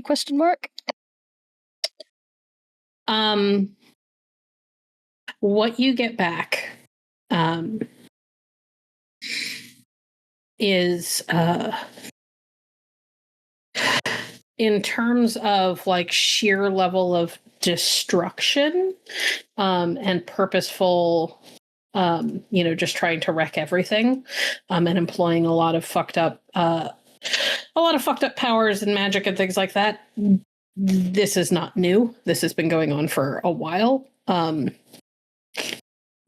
It isn't things getting really, really bad and there being a lot of damage was kind of always a worry, but it got way worse when Steffan defected and went to prison because Gwen took over. And that the amount of magic and the use of various purviews has been getting steadily worse. Does that imply that there are Scions on Gwen's side? You would know without asking her. There are always Scions who abandon the gods. Not a lot of them, but Scions that fall or defect and turn on the gods and go work for the Titans is not a new problem. So there is every chance that there are Scions working with Gwen and the Wolves. Especially if it means, saving themselves from potential slaughter. Right. I'm just gonna finish it with the conversation with letting her know where we are as far as state and city, so that she knows where the last hit was, and then give her a stay alive. I owe you drinks. You get a drop me a pin. And if you leave, do it again when you get to wherever you're going. She gets a little salute emote. And when that happens, you feel a weird kind of tingly sensation on your forehead, which is from when you guys were in the same band together. She gave you a guardian mark, which is kind of if I ever need to show up and save your ass, she can basically teleport to you without you having to go get her. I love her. And you get the feeling that she kind of used it just to verify that it's you she's talking to. That's reasonable. Okay. While this text conversation was happening, you guys all hear a phone, Clint's phone chime in his. I'm sorry, not Clint's phone. Lyra's phone, which Clint is carrying, chime in Clint's pocket. The hell? Hold on, let me take this out and finish sending this off. Okay. What? Okay. We have contacts. Clint will look at the message for a second longer and then let me, okay, so this person, don't have a number for him, says that they fixed the cast-off system, no wasting time figuring if prey deserves mercy, and they want me to tell, I think this is about you. He'll look over to Blythe. That your daddy should have sent somebody, please don't hit me, so should have sent somebody more competent. And he will turn the phone around so that they can see the screen. The exact wording of the text messages: I fixed the cast-off system. No wasting time figuring out if prey deserves mercy. Oh, and tell the new Raven bitch that her daddy should have sent someone more competent.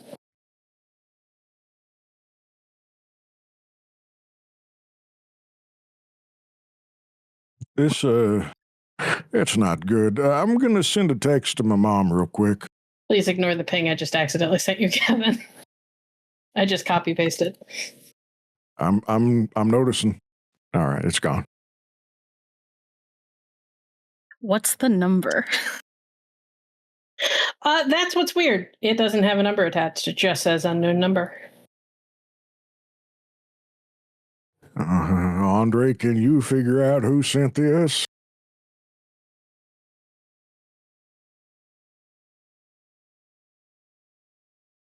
Andre? Apologies, had a little bit of trouble there. What'd you say? Andre, we found a sort of new text message on Lyra's phone, but there's no number that I can see connected to this thing. You mind tracking it down for us with your super smart tech brain? I'll see what I can do, but if they got anywhere near what I got, then they're probably good at covering the tracks. But I'll see what I can do. Yeah, good idea. And he will work to try to get past whatever they're doing to block their number, to get an idea of what the number is, where they're calling from, all that fun stuff, tracing it back. Okay. Make me a technology roll. You are not going to be able to use,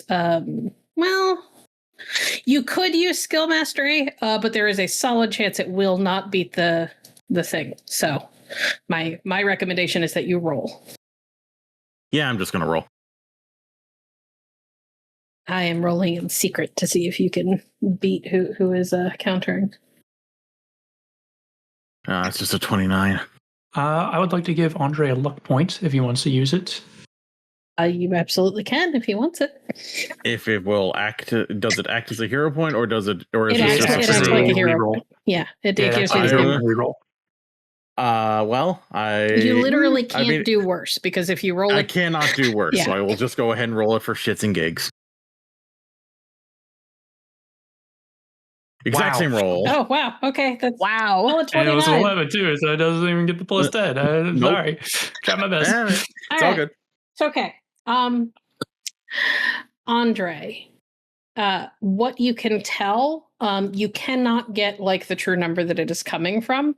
You think it may be because they are using a program on a computer that spoofs text messages, so it's not actually coming from a phone number. So you just hit a wall. Trick it, bitch. I think they're using a computer, not an actual text message, so they're just spoofing and sending messages. Oh, a troll hiding behind a computer. Mm-hmm. I thought they prefer sticking under bridges. This makes it complicated. While this is happening, Steffan, Yes. your phone rings. He will open it. Who's calling? Ancestry.com. And that is where we are going to go to break. Thank you for watching Apotheosis. If you enjoy this story, please make sure to like, comment, and subscribe to follow more of our content. You can find all of our actual plays on our website at www.hallowedhavenstudios.com. Please consider supporting us at Patreon at patreon.com/hallowedhavenstudios. Your support helps make more stories like this possible. And we're back. Steffan, your phone is ringing. You have a call from Ancestry.com. Bring, bring, bring. Are you fucking kidding me? It continues Who could to be- ring in your hand. Who could be calling at this hour? Who would be calling you? I don't like the implication of Ancestry.com. Oh, Don't answer it. good. Oh, no. I don't want to answer it, but I have a feeling I either answer it or he shows up somewhere. Just let him So go make to him show voicemail. up. It's fine. I'll send him to voicemail. Yes. Oh, jeez. Does it I ever go to send him to voicemail? voicemail. Yeah. Or is it just going to keep on ringing?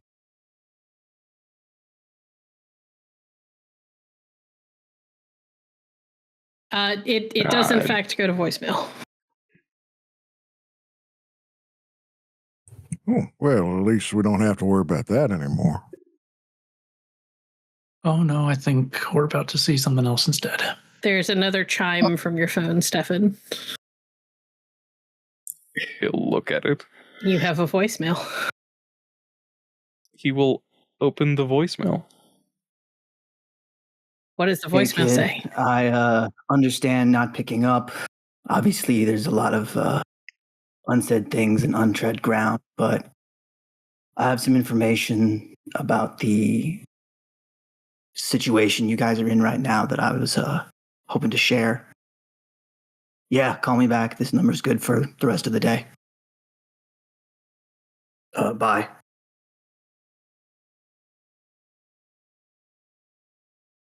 Did you put that on speakerphone? Yes. What the hell? Hey, Andre. He can suck my taint. Hey, that guy. Hey, Andre. Yeah, How you feeling? my arm hurts. Take a hero point, bud. Thanks. As you swear you can feel the hand that you don't have anymore clench into a fist. Oh, good. All those muscles are going to be tense for the date. That's great. So, thoughts and ideas. Well, he surely sounds helpful, like he knows exactly what's going on and how we can go to the next step. I don't fucking trust him. None of us trust him, but if he says he has information, he probably does. He's just going to be a dick about giving it to us. What does Yeah. he want in exchange? I can Take call him Steffan to a again. baseball game. I don't fucking know. It is about this time, Clint, that as you were standing there, there is a flutter of wings, and Ian literally like flies in from like a shadow at the corner of the room and perches on your shoulder. There you are. Welcome back, big guy. Sorry it took so long. It was a long way away. I had to go the long Yeah. route. I understand. I appreciate you getting back as quick as you could. There's a situation going on here. Damn, this place is fucked up. Oh, yeah. I mean, look around. I can't even see the ghosts. They've fucked off. Well, of course you wouldn't. What do you mean? Well, their hearts are gone. Wait, so if they ain't got no heart, they ain't got no ghost? He kind of like his feathers shudder a little bit. It doesn't always wreck their soul, but sometimes it can. Or at the very least, it can shunt them off and make it harder to pull them back. There's a reason why the only time anyone's ever seen Oliver's friend Moira is either in the underworld or when a god brings her. Ian, do you know that if we punish these people what ate their hearts, that they'll be able to find peace at least? Be put back together something? I imagine it wouldn't hurt. I agree. After tweeting to his friend, he turns to his friends with a much more determined look on his face. Why does Andre look like he's going to throw up? He said, well, we just got a call from Loki. Oh, Voicemail, really. voicemails are usually preceded by a phone call. I may be a we bird, got but I understand that much. Yeah. Yeah. Ian, you mind taking a look around? We're gonna... Shit. I think they've already done the best they could. Do y'all have any, he'll stop tweeting. Do y'all got any tasks for Ian here, or are we good to have him just hanging out for us? I've got nothing. We already got Brahm in the air. That's right. We got Overwatch. All right. Ian, keep your head on a swivel and keep tweeting in my ears. I'll offer Ian a pony, like a bead.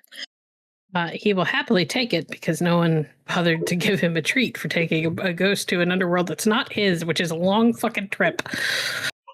Good boy, Ian. He puffs up, looks proud of himself. Clint, you've got a very handsome bird. That I do. He does good work. So Anyway. selfless. I think we call him back. We don't have to trust him or do anything that he says, agree to any terms, but any information is better than no information. Can also hang up if he starts acting like a prick. That True. too. And Yes. if we're going to give credit where it's due, he's been gone for 30 years. He hasn't exactly been puppeteering all this shit. So he probably has information without actually having been involved. I'm more concerned about what he wants in exchange. Yeah, sure. Guess we'll see. I will call the number back. Okay.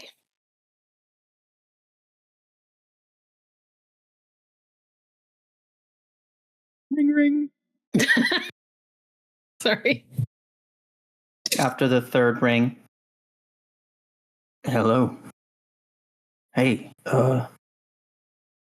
hey, kid. Yeah, let's not do that. What do you know? Oh, yeah. Yeah, absolutely. Well, there's some interesting stuff going on. The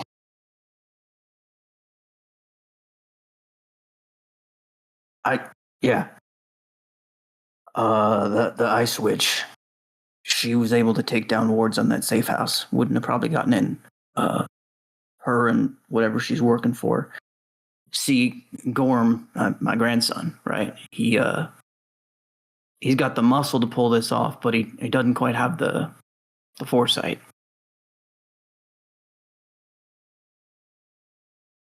Yeah, I could have guessed.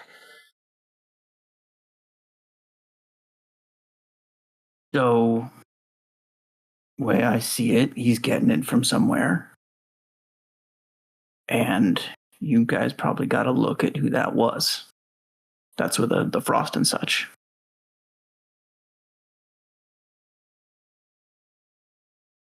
So there's that. How do you know about all this so quickly? You get back, you try to get the lay of the land, you do some research, legwork.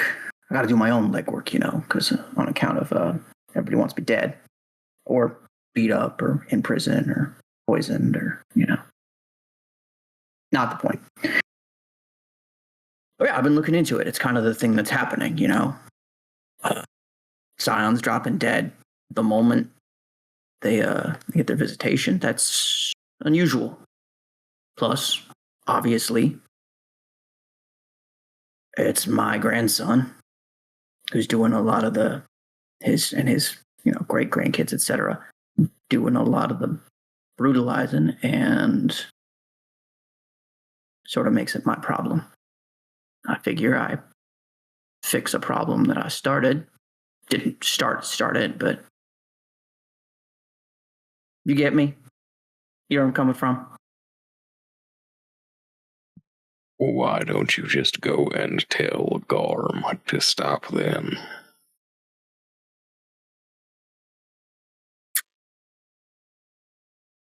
He's not receptive. Look, point is, you guys got here. That's good. You are late, but not too late. We can get into the larger politics at some point. Yeah, Wolves I think we're have the gonna kid. be. The Wolves, they still have the kid. And You Garm's kids have an appetite. are a lucky son of a bitch. I like to think so. What prompted that? I was about to hang up on you. Get more into the kid. Yeah, mortal. Not far from his visitation. Garm's kids have him. But that's the white staff you should be worried about. And I can point you to him. You can rescue this kid. All I want is the ship start coming down. Remember that any of the gods could have helped you, but I'm the one that did.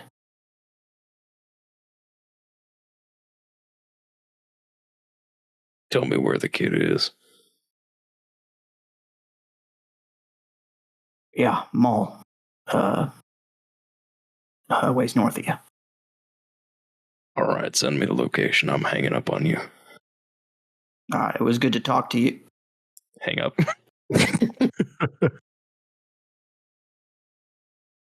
He had that on speaker the entire time.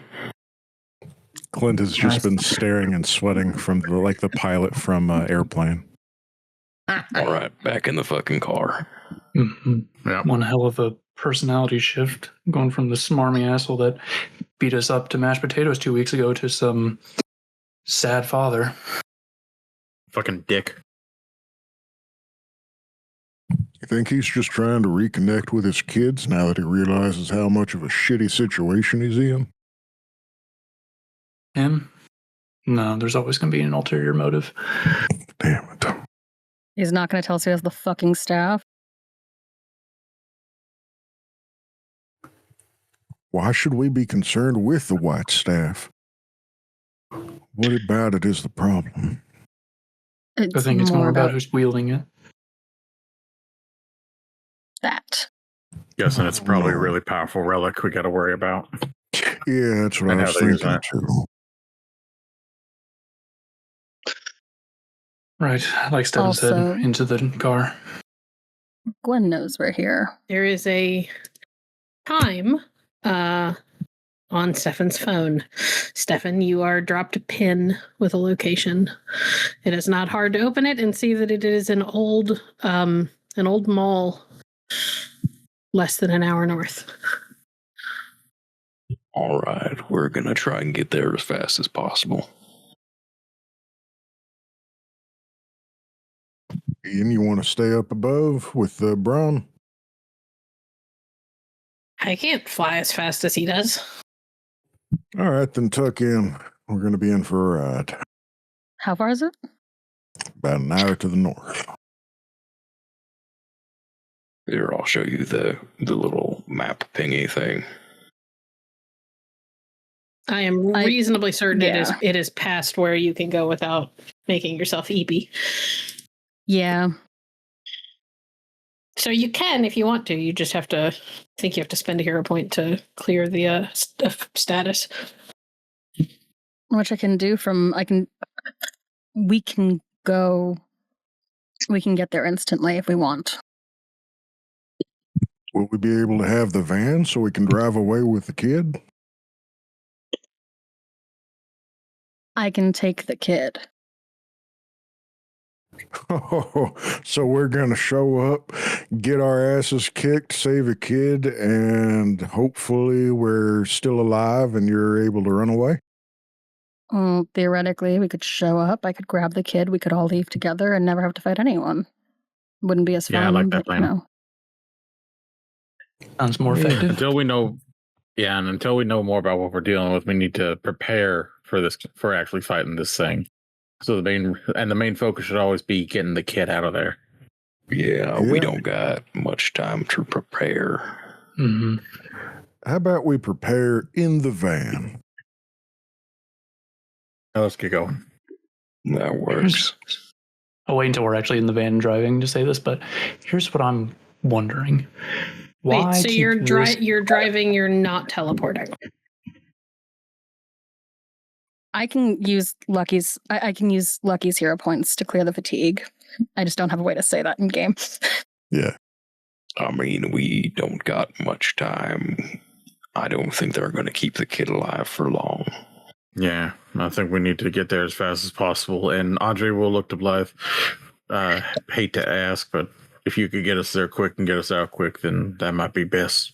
Mm-hmm. Oliver, it is worth noting, because you were the only person here who has had to face the wolves as an unawakened Scion.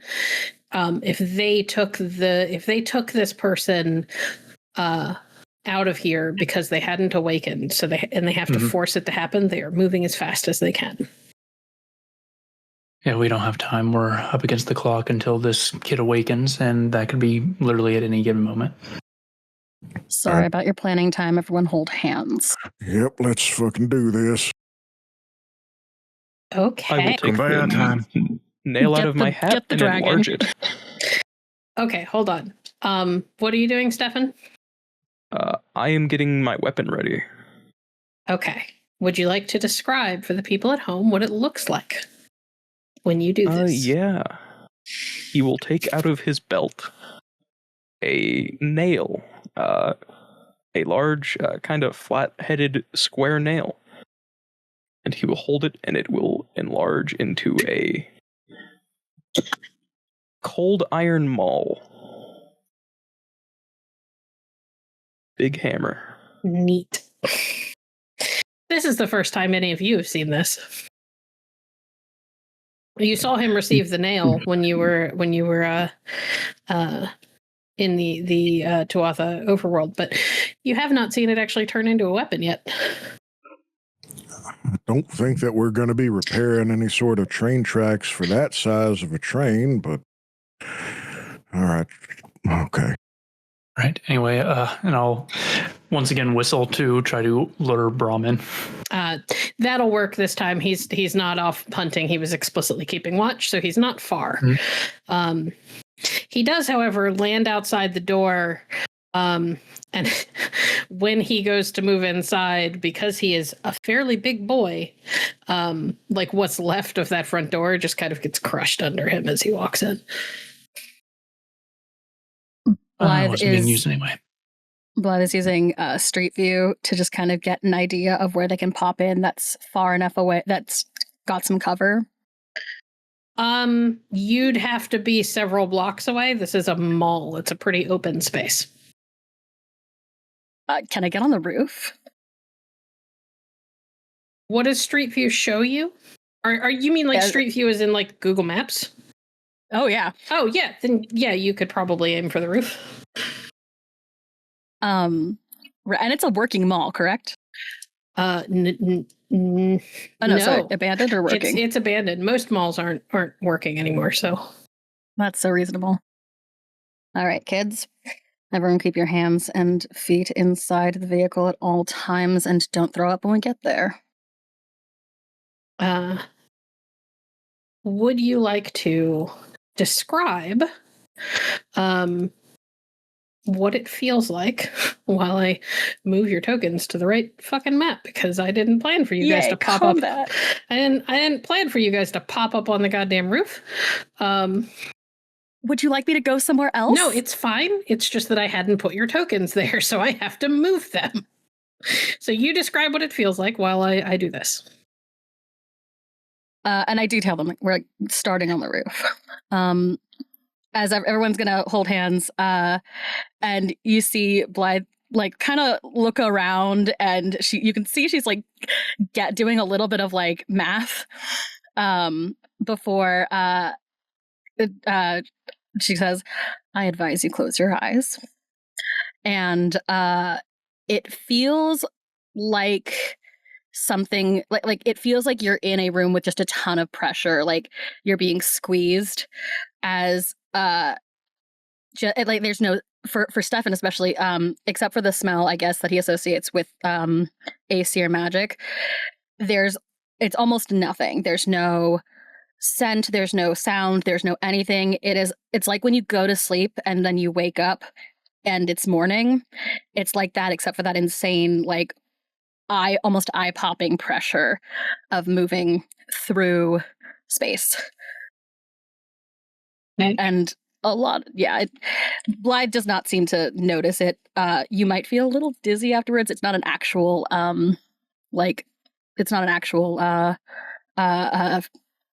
downside to it. It's just, I imagine that moving through space is really disorienting for someone who's never done it before. A little, yeah. We are. But yes, like it feels like an almost an instant, that feeling, and it passes, and you just hear her go, ta-da. Am I good to open my eyes now? Yes. Okay. Clint will slowly open his eyes and blink and look around. Where the hell are we? I don't think I'll ever get used to that. On the roof of the mall, Clint. So who's holding Blythe's hand? Based on our layout, probably Clint. And When we pop in, she will like kind of stumble back onto you, but then she'll like lean down to Lucky. Oh, careful. Lucky, you guys watch as Lucky licks from like under Blythe's jaw on one side all the way up to her hairline, and she somehow seems to feel better afterwards. It's weird. So I wrote a description for this, assuming that you guys would pop up like on the ground floor outside of the mall. But so we're just going to go with the description that I have. The abandoned mall rises out of a dead parking lot like the carcass of some extinct commercial beast. The asphalt is split by weeds. Old light poles lean crookedly over empty spaces. A few cars sit on flat tires or cinder blocks, their windows clouded with dust or missing entirely. The sign at the main entrance is sun-bleached and half missing, unreadable. There are glass doors that are broken inward, but inside, the dark is not empty. Something is moving.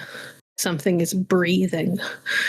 Something below you guys growls in a tone deep enough and resonant enough to make the old metal security gates and the broken glass of the skylights around you tremble.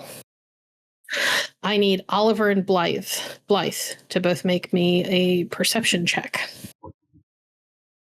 I'm so good at these. Can Lucky do that for me? Lucky can also make it, but you have to make it too. That is a 10. 13. Lucky gets 17. Okay, Lucky is the only one who passed this check. Lucky goes very alert. Like everybody else is kind of struggling with that, like the feeling that's left behind by this like long range teleportation. But Lucky is immediately alert, and you can hear that kind of growly voice in your head, Blythe. This feels weird. Something's weird. Something's wrong. Like, any idea what? I don't know. It's magic. I can feel it. I can smell it. Big magic. Well, fuck. And she'll look up at the rest of them. Oh, you guys also spot a number of wolves on the roof. Oops. Oh, shit. Okay. There are wolves that are about the height of like a full grown man, like Clint and Steffan tall. There are also a couple that are like the size of small of like cars. Oh boy, where's the big? Some tells me the bigger one's downstairs. All right, let's do this. Yep. Clint is going to, as subtly as he can, pull the toothpick from his mouth and get ready to fight off the wolves. I would like everybody to roll initiative, please. First one of the season. We've learned a valuable lesson about where we land. Hold on, let me get the turn order open. Okay, now you can roll. Don't forget to click your token. We're starting off strong. Oh dear. I will spend a hero point to automatically go first in the initiative order. Oh, you got that. I will spend a hero point to re-roll my initiative. Lucky's doing so well. Okay, Steffan, I still need you to roll so that I can add you Yep. to the thing. So we're just going to make All right. Steffan 99, so we know he's at the top. It does change me to, I believe, a 23 because I rolled below a 10 on a hero point roll.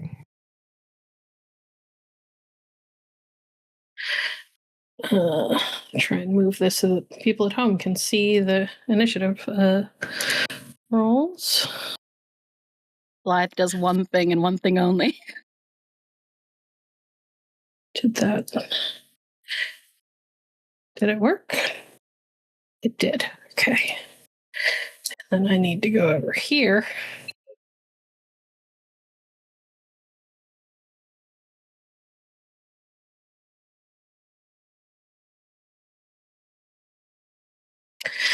All right, cool. Well, Blythe and Steffan are at the top of the order. That's cool. Da-da-da. And then I need to get back to the right fucking layer. Okay.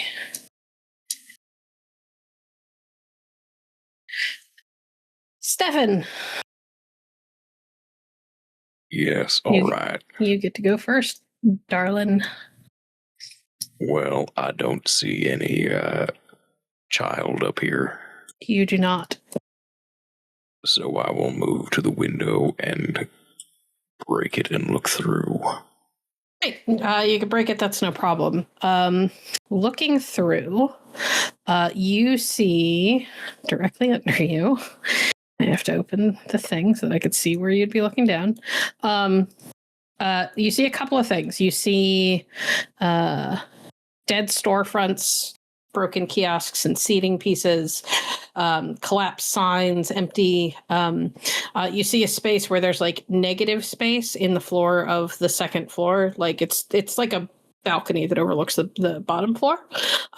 You can see a number of wolves. They are all prowling and sniffing around, and you can hear them in that kind of growly speak that the Fenris Wolves have because they can actually talk. They are clearly looking for something. I see. Well, I will activate my flight and slip, not inside, but move above the glass. So you're not going inside your... Okay. What are you trying Not to do? just yet. What are you trying to do? Just hovering, or? Yes, he's hovering over the glass, because I assume these wolves have noticed us now. Oh yeah. Every wolf on the roof has turned to look at you. He is just going to, well, you know, why not? I'll go inside the building, but stay hovering and flying. Okay, so if you go, so I need to move you to the other layer. Okay. I care about the child, not the wolves. Peace. I understand. Good luck sealing, gang. So you would be about... Of course, he fucking abandoned us. You would be about here, but like hovering in the air. Can you see everything? Uh-oh. Yes. Yeah, you are surrounded by wolves. And you can see more on the floor below you. And we are going to remove him from this layer. All right.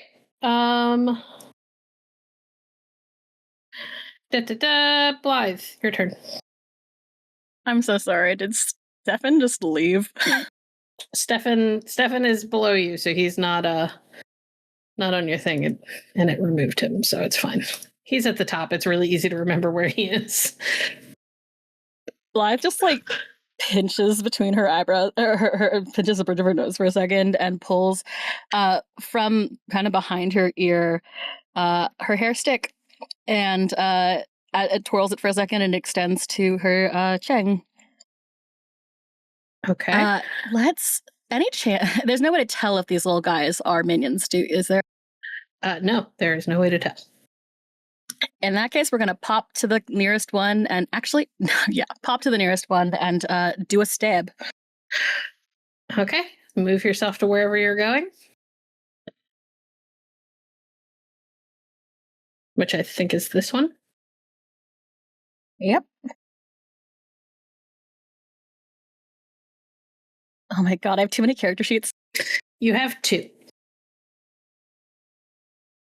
Yeah, that's too many. Ugh, I feel like absolute hot garbage. Yeah, that does not hit.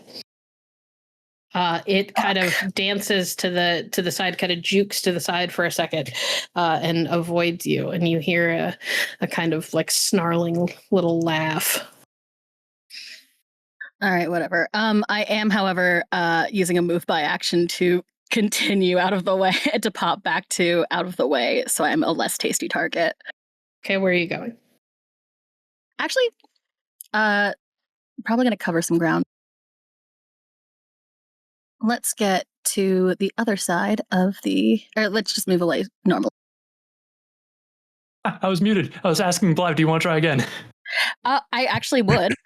Yeah, I have a luck point. It's okay, go back and roll. I'll take it. Sorry, I was muted. I didn't realize.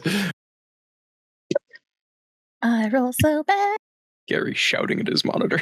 Oh my effing god! It's an 18. That's an 18. It does. Okay, good. Just gonna throw up. Okay. What does it need to meet for its toughness? 28. It is highly unlikely it's going to make this, but it'll try. Nope. That was a pretty good effort. Now, do they count as minions? They do. I have takedown. You hit it and it falls. If you have takedown and you move by action, you can continue. I have takedown and move by action. Do you have takedown 2 or takedown 1? What a great question once again. Because takedown 2 is what you need to be able to continue, even if they are not right next to each other. Oh my god, where is it? It's in alphabetical order, Clara. I have takedown 2. All right, good. Move on. Yippee. Now, if you excuse me, I'm going to continue doing this.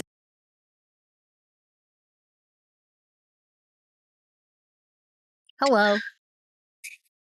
Stabbity. Well, that's a crit, so that it's just gone. And I guess I get to keep going? You do. You get to keep going until you fail. I'm never going to roll like this again. Okay, that hits. So let's see. Hell. Does that clear all the minions on this floor? Well, we'll see. Nope. Down. I'm Now, if so these big ones are scared. also minions, she gets to keep going. You can continue. I think these are... Oh my god, okay. They're probably like big boy minions, though. Yeah, they're beefier, probably. Okay, Nope. that was not Well, going to do well. it. Missed. Okay. And we're back. Okay. And we're back. Andre, you are on the roof. There are ways to get off the roof. You can also fly, so you don't necessarily have to take the long way. I'm just saying there are both stairs, and you could fly, or you could stay up here. It's up to you.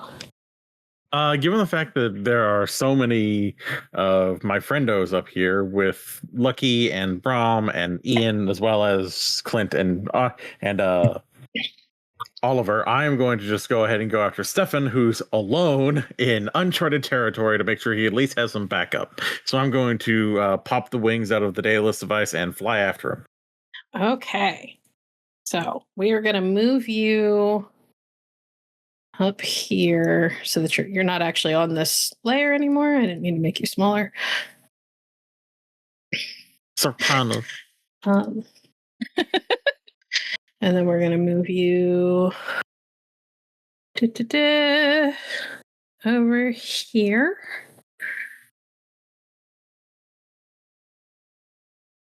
Oh, there's the big one. Oh, boy. And then you would drop in right about here. Need to do a thing. Steffan, I'm going to roll initiative for you because I accidentally removed you from the turn order when I deleted your fucking token off the main map. Alrighty. Just ignore that and I will put you at 99 so that we have you at the top of the order. Thank you. You should be there. Okay. Andre, you have flown inside. I'm going to move our audience so that they can see what's happening. You can see what's happening. Oh, boy.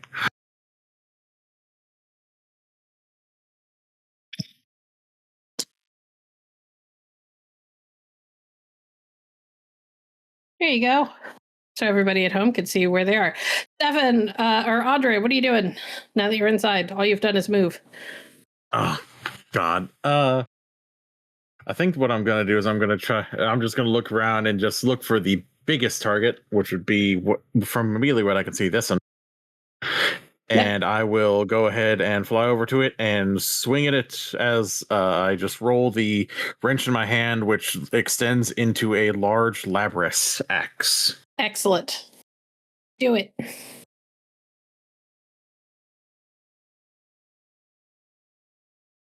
That misses. Damn it. Close, but no cigar, I'm afraid. Nah, it's all good.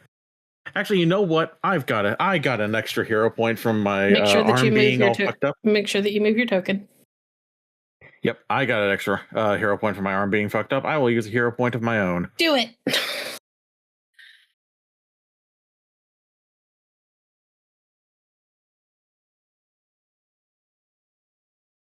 That is a 25, so that hits. Huzzah! All right, so it needs to make a DC 27 toughness check. Woofa. Yep. He's a strong boy. And He made it. He is a strong boy. You could tell that stung. It didn't feel good, but he does not go down.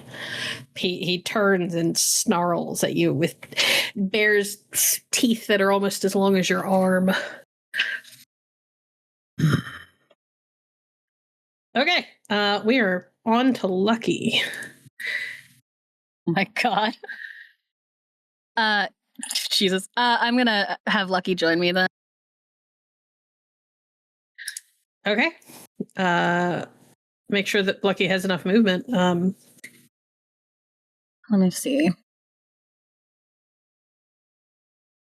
Other sheet clear out.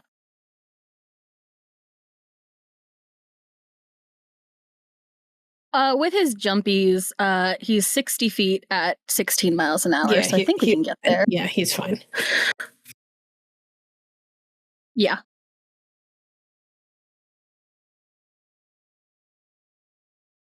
I ran out of screen. Hold on. It's a big map. It's a big battle. A big map. And let's do a bite.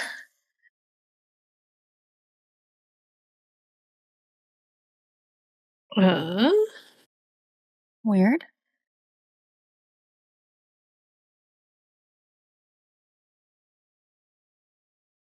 I think your bite is a is your bite a that's weird. I don't think it rolled that right. Hold on. Sorry guys. I don't think so It looks either. like it's a grab. Yeah. Oh yeah, the bite becomes a grab. Hold on. It should be it should be considered a they get paired with each other. I just don't think it added the initial attack. Roll. I can just roll. Yeah, just roll. Fighting with strength or It would be strength, yeah. Yeah, strength. Yeah. 25. Yes, that does in fact hit. And he has fast grab, so he is holding. Okay. It doesn't do damage? He's just grabbing him? Yeah, that's what the bite actually is. DC versus strength or dodge. Well, they are the same, so. Nope, fails that.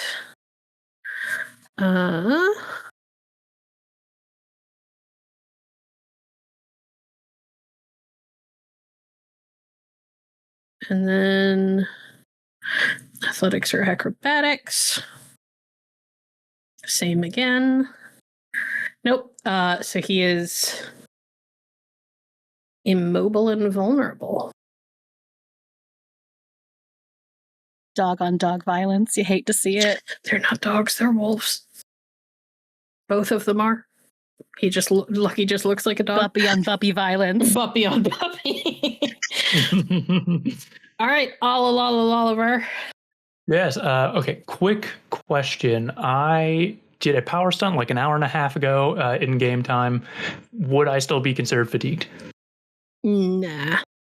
Okay. Good to know, because otherwise I'd be moving real slow. Cool. In that case, I'm going to... You sat in a car for a while. You're fine. Yeah. So I will turn to Brahm, actually, and take two fingers and kind of like press them onto his forehead. The coat is going to ripple as I activate a worm shroud to give him concealment. I trust you'll pick your moment wisely.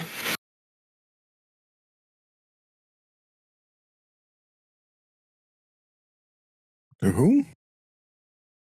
That's it, Brahm. Brahm, I forgot to roll his initiative. So Brahm should go after Garm. Okay. So you've made him invisible. Ooh. Yes, I've given him concealment 10.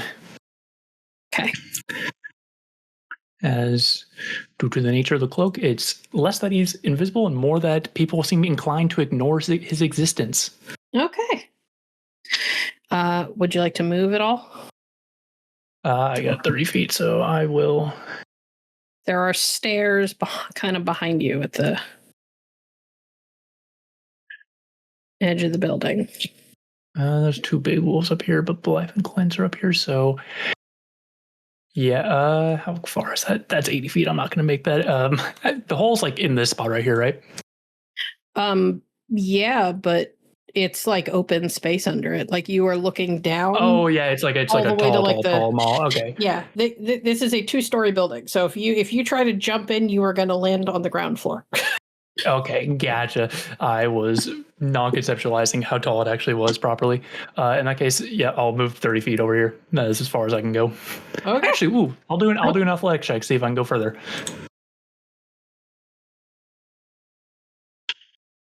Nope, just come short. Okay. Done? Yes, done. Great. It is Garm's turn. Hey, what? Excuse me? He's on the turn order, guys. Excuse my French, but what the I fuck? don't see him. I only see. Beg your finest fucking pardon. Oh, it's because he's on a different layer. But yeah, no, it is Garm's turn. Oh no. The audience could see Garm. They can, in fact. I am adjusting the map to make sure that they can. Everybody can see big ass wolf token up here. Okay. I just thought that was a big wolf. Oh no. You thought that there was one that was just magically that much bigger than everybody else? Okay. I thought it'd been eating good. Hearts. I mean, he has been eating a lot of hearts, but let me see. The fucking Garm. Oh fuck. Let's see what he can do, shall we?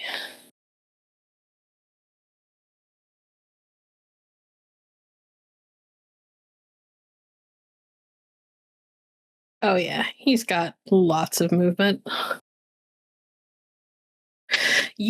So everybody kind of hears this, but who really hears this is Steffan and Andre.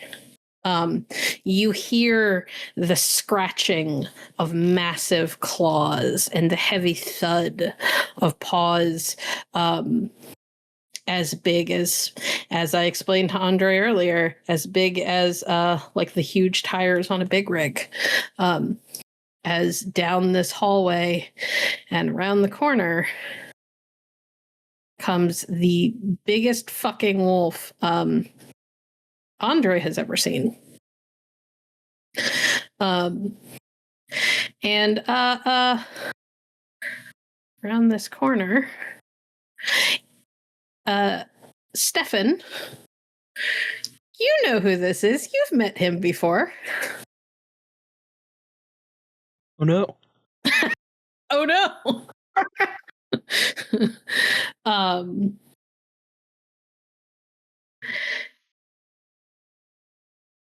And then he's gonna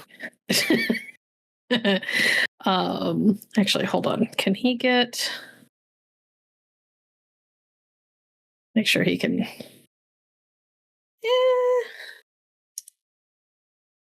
No, he's just gonna have to go here so that it's within 10 feet of Andre. Can't quite get to where Steffan is because Steffan is over the gaping hole and he is too big to stand there. But he puts his front paws up on this railing, and Andre, you can hear the railing start to crack under the weight.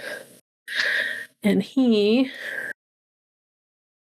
is going to use Demoralize.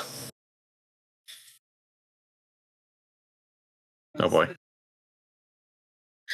I'm going to need you to roll either Insight or Will, DC 25, please. Will it is. I'm good. Oh, wow. A natural 20.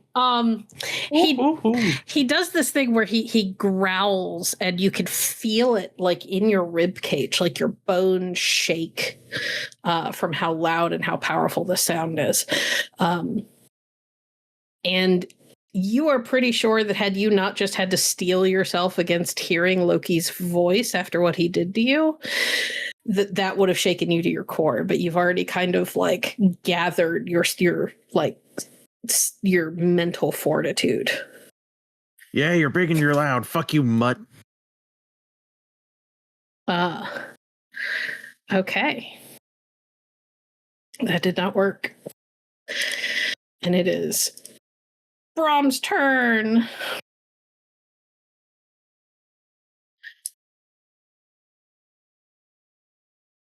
Yay, my son.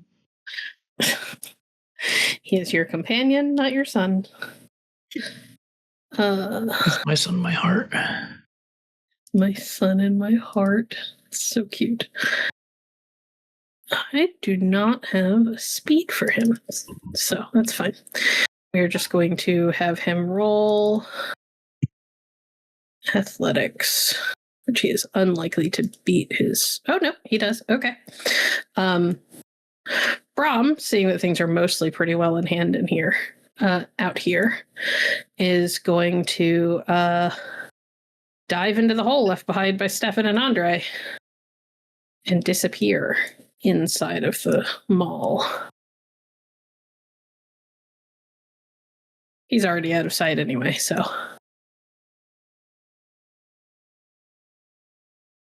Okay. Clint. Yeah, I'd like to know if I can use a hero point to use my thrown attack at 2 targets as a sort of power stunt or some sort of thing. Multi-attack, since I ain't got it. To throw through one wolf and to the other. Do you not have takedown? I do not. Okay, sure. You could hero point takedown. Yeah, you could instead hero point give yourself the advantage of takedown. Yeah, and that'll then work. do that way, because otherwise multi-attack would have had to like decrease the rank down to like 5. Yeah. All right. And takedown still works with thrown weapons and stuff? Takedown 2 does. Ah, I see. Or no, wait, See, is that's it- the issue. Yeah, it is. It's takedown 2 if it's at range. Yeah, it would be takedown 2. So you need which is 2 hero 2 points. hero points. Well, Did you write a journal? I did. He's- It's gonna. I could Go do ahead. some luck manipulation to give you one of my hero points if you really need it. I've got 2 of my own, but Okay. but I will be out after that. So if it goes sideways, I'll ask for help. Okay. Scritch I can at lucky least help with the afterwards. reroll still, but I'm Cool. also running low on those types of luck manipulation things. Yeah. So Clint takes the toothpick out of his mouth and gives it a tug, and it keeps growing until it's a full-on wooden spear, engraved and marked with where his teeth sit on it. He's rearing back, one hand pointed towards the wolf like a Olympic thrower, and he's going to toss this thing hopefully through the first and into the second. Okay.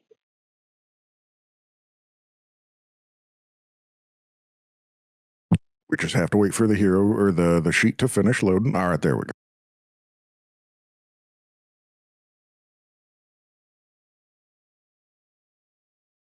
That certainly hits. Let's see if it passes its toughness check.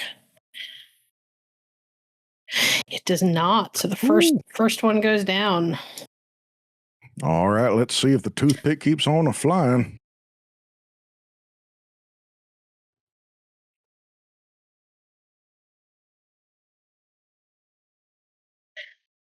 There's our second one.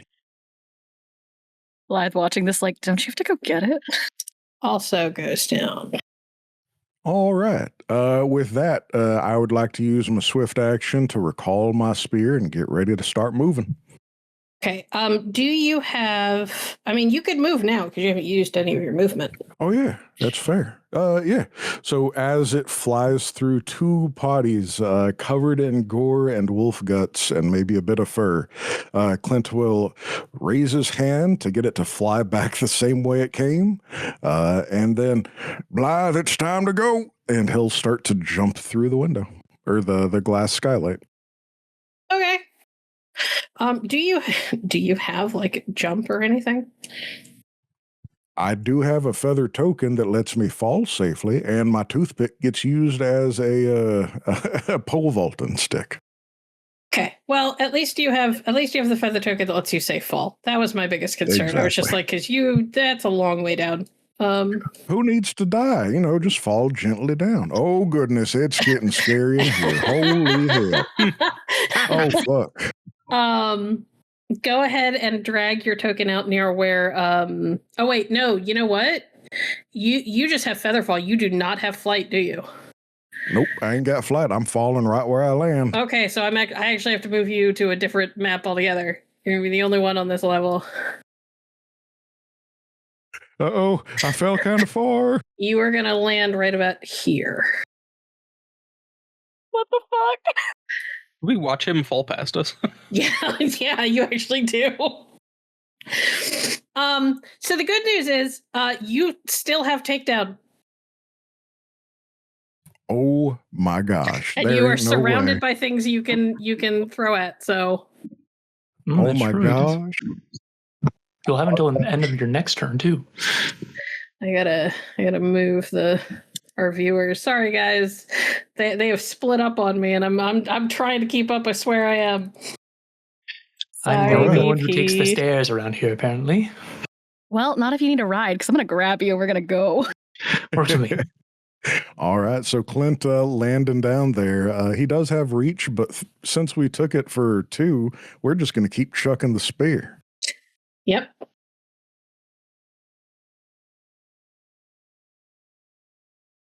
Oh, we don't miss. You're doing pretty fucking well. Who are you trying to hit? Which one? Take down. We'll do the closest one first. So the big one? Yeah, the big boy.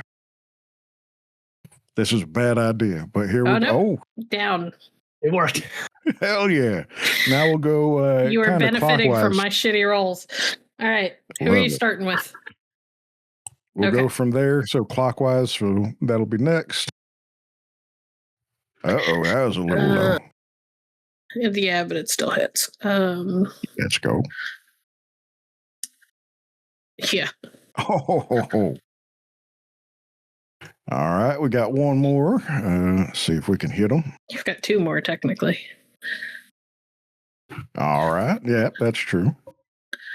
From here.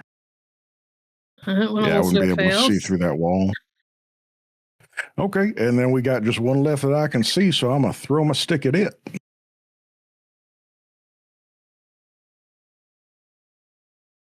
Oh, finally missed. Maybe. Man. Nope. Oh, no, wait, hold on.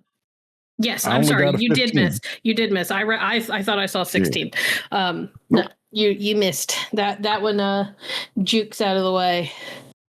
All right, then Clint will just raise his hand to get his spear back, and then, oh, hell, this is not looking good, y'all. He calls from way below. All right. Well, I've got good news and bad news. The good news is that Blythe and Lucky are up on the roof and there is nothing else up there to hit them. So that's nice. The bad news is it is now the mature and young Fenrir's turns. And there's a lot of them.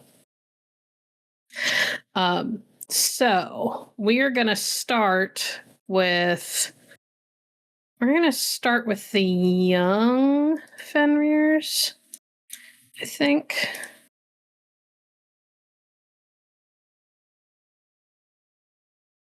Make sure that they have enough movement. Oh, yeah, 120 feet per round. They're good. Do.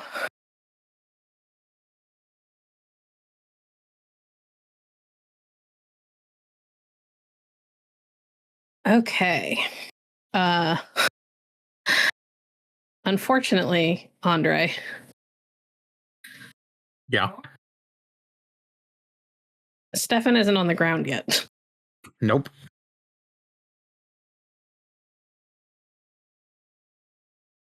Yep. Keep him coming. Okay, so the first one is going to attempt to trip you.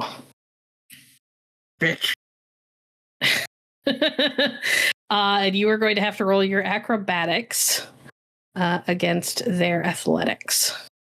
Oh, that's going to go swimmingly. How acrobatic are you? Better than most mortals.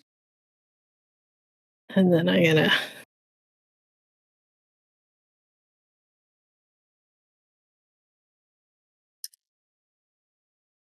trying to make it so that everybody at home can still see what's happening. All right, first one.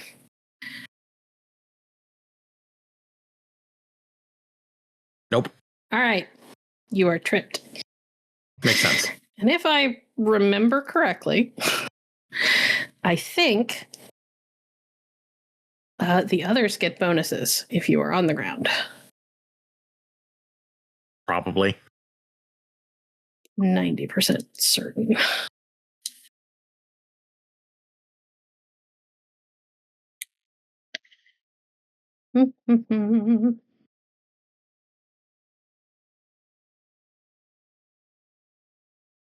Okay. Sorry, I had to update the sheet. So the other two are actually going to do teamwork checks.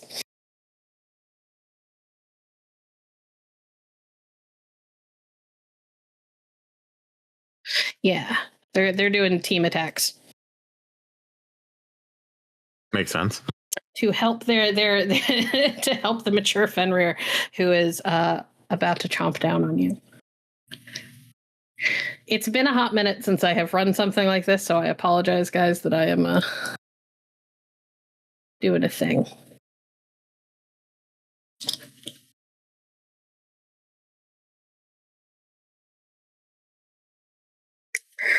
Okay. So that's... Did it add the... It did add the +5, okay.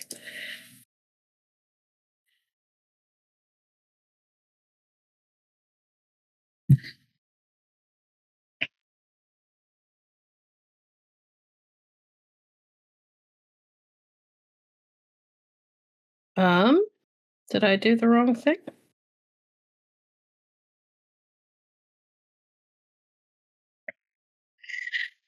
It has the I same think attack that Lucky does, and it's messed up. So I'm just going to roll a d20.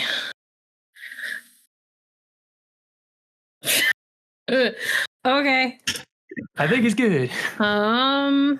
It might be okay. Well, it's fighting is a +8, and then that's DC 15 does not hit you, does it? You're not that hard shifted. No. Okay. Cool. That doesn't do anything then. Hey, Steffan. Yes. This one is about to jump at you and try and it's just gonna risk having to fall downstairs. Alrighty. Joke 'em. Make 'em fall down. Actually, it's gonna try and grab you and drag you down with it. And I could just continue to roll absolute dog shit and miss. That's fine. Man, I had this whole badass combat encounter planned out. I just can't roll for nothing. All right, so Don't worry. We are still shitting ourselves. Yeah, Andre's about to get eaten by Garm. Yeah, I mean, Garm's right there. I just got to add one down here with Clint. Because it falls when it fails to hit you. Why are y'all sending down friends? Okay, delete that one. Were there any? There is one of the little ones that is within range, so it's going to attempt to hit Clint and probably fail. So 19 hit you? Yes, it does. All right. DC 21 toughness, please. Oh, no. Oh, you are bruised. Uh-oh, I'm bruised. You take a bruise, so you want to put that in your injuries box. I guess. Okay, I guess I'll lower all my rolls by 1 by being bruised. Okay, we are back to Steffan, who is on floor 2. Steffan. All right, I will smell the air and try and find the scent of the human. Okay. Roll me a perception check, please. It's 40. Jesus H. Roosevelt Christ. Okay. Oh. I can smell you, child blender. He can smell through time. This is me remembering where I put them. You can tell that they are on this floor, and that they are to the west of you. Unfortunately, past Garm. Got it. All right. How much movement do you have? I can move 500 feet in a round. Okay, then you can absolutely get there. Would you like me to move you? Yes, please. I don't know where the child is.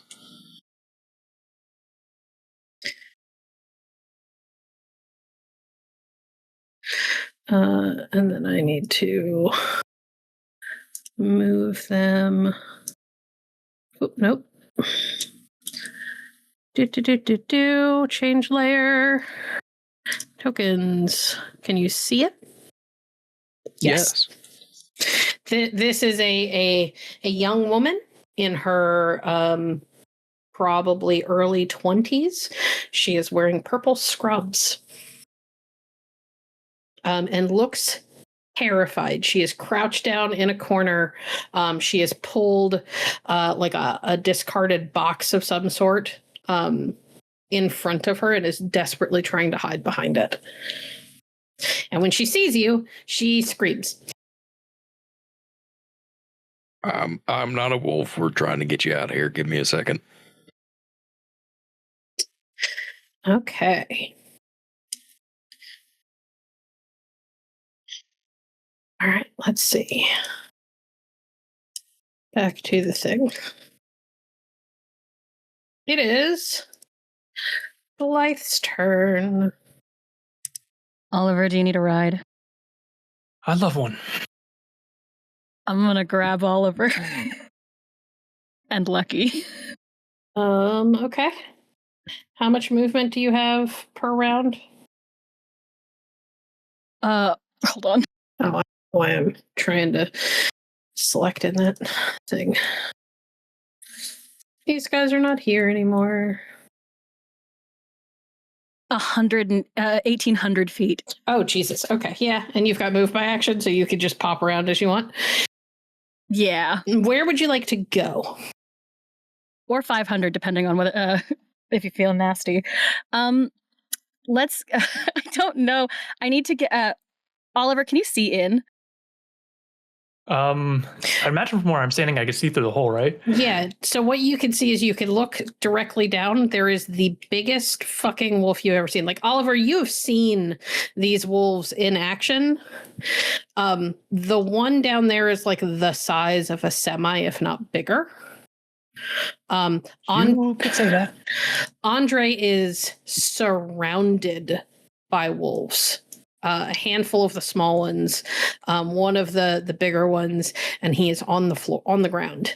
And the really, really big one is kind of like menacingly about 10 feet away from him and is like growling down at him. Okay. Oliver, while you figure out where you want to go, I'm going to deposit Lucky next to Andre. Okay. And then I'm going to come back up for Oliver. He has that much time to tell me where he wants to go. Okay. I'm confused. So you're dropping Lucky next to Andre. Got it. Okay. Yes. So look, I'm going to go join Andre, I think, if Oliver doesn't have another place he wants to go. Okay. So we're going to move We're going to move Clara onto floor 2. You can also see directly down to the main floor, Oliver, and you can see Clint is on the bottom floor with a number of the wolves around him. So, do you want to go to the main floor, the ground floor, or do you want to go to floor 2 where Andre is with the big ass wolf? I'll go to floor 2. Okay. I need to move Carrie here. All right. I'm gonna move here. Okay. So you're going to the ground floor, you said, right? Yeah, whichever one Andre's on. No, Andre's on the second floor. So then I'm joining Andre. I'm leaving Oliver wherever he wants to go. Okay, so Andre wants to be on the second floor as well, so you're both going to the same place. Mm. Okay, because it looks like he's in more trouble than Clint, yeah. I trust Clint can handle himself right So now. you guys can drag your tokens anywhere into this general area. You should be able to see it.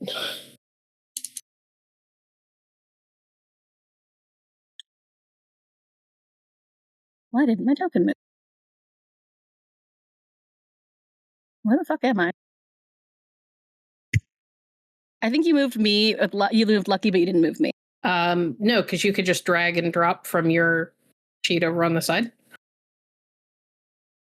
Listen, I'm very pretty.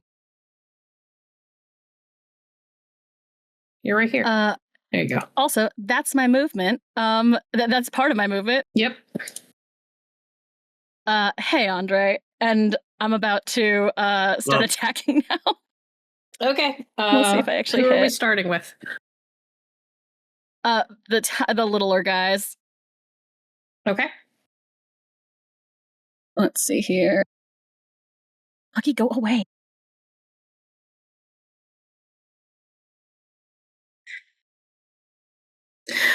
That one's down because that's a crit. And now yeah. we're takedown check. Oh man. That one hits Oh, thank y'all. and is down. Okay. Who are you aiming for this time? The big one? Or are you The big one that's not. this one? Oh wait, no, there's another little guy. Can I go after the little? You'd have to pop over there, but yeah, you just need to move your token. There we go. Pop.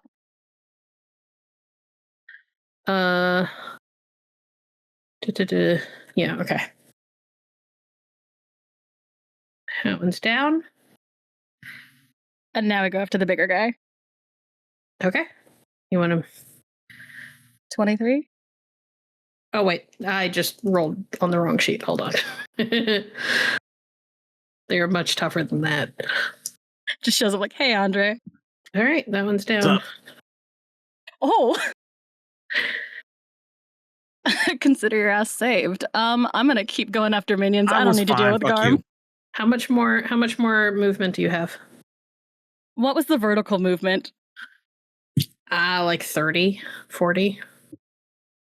So let's say I probably hit about 100 getting everyone down here. Mm-hmm. And then Probably another 20 popping around. Yeah, and I still have movement. Okay, well, you're welcome to... Teleportation is broken. It is. It's ridiculous. Does anyone have eyes on the kid? Like, as I'm fighting, I'm just, like, yelling out. What are you yelling? Does anyone have eyes on the kid? Okay. Or the bitch? That one's down. You can keep going if you would like. Jesus. You can't go there because you can't see them. I was going to say, I think you have to see him. You have to be able to see them. All right. All right. I still think that hits. I accidentally closed the sheet. It Takedown is broken. Told you, takedown's one of the most fun things ever. It's I so know. great. I'm high. And I I can't roll for shit, so I hope you're enjoying yourself. I'm having so much fun. I never do this well. Okay, I think I finally.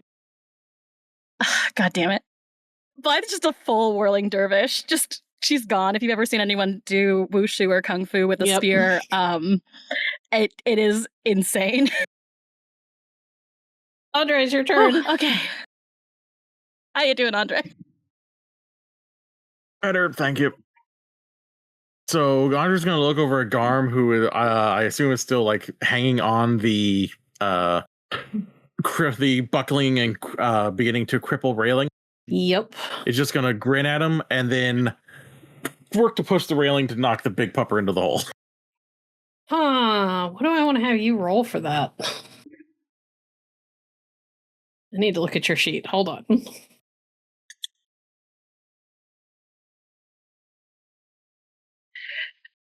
Roll me a flat intellect check.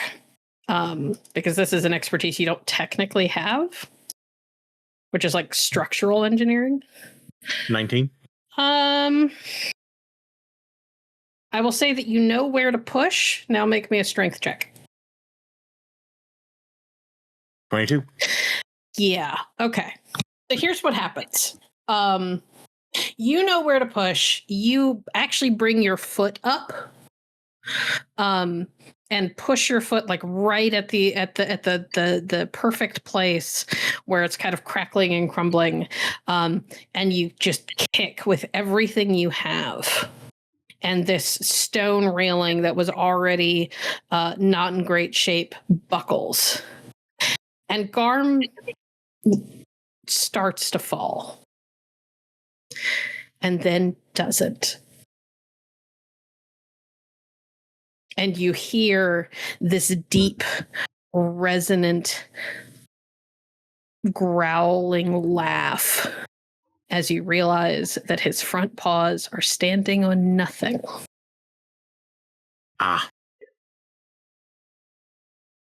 Nice try, little godling. I'm going to enjoy eating you. Man, Would you like to move?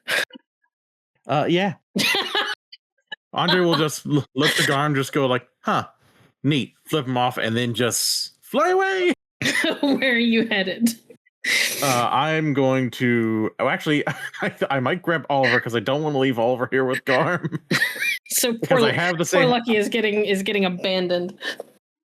Lucky is a fast boy, and I'm sure he'll be fine. But I am going to move over to join where I saw Blythe because I have the same amount of movement that Steffan does while flying. Which is how much? 500 metric. That's the one. Okay, so you were grabbing Oliver and heading for Blythe? Yep. Okay. Come on, Mr. B, we're getting out of here. Right. I will allow you to just take Oliver with you. Just drop yourself wherever, and Gary, just move your token. Yeah. Give us a little more wiggle room.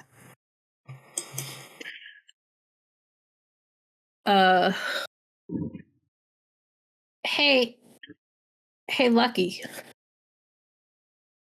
Are you feeling? Wait, hold on. Are you feeling lucky? Wait, hold on, my dog. He did just straight up abandon the pupper. He's so good at this. He's so good at this. Does anyone else have interpose? No. It's Lucky's turn.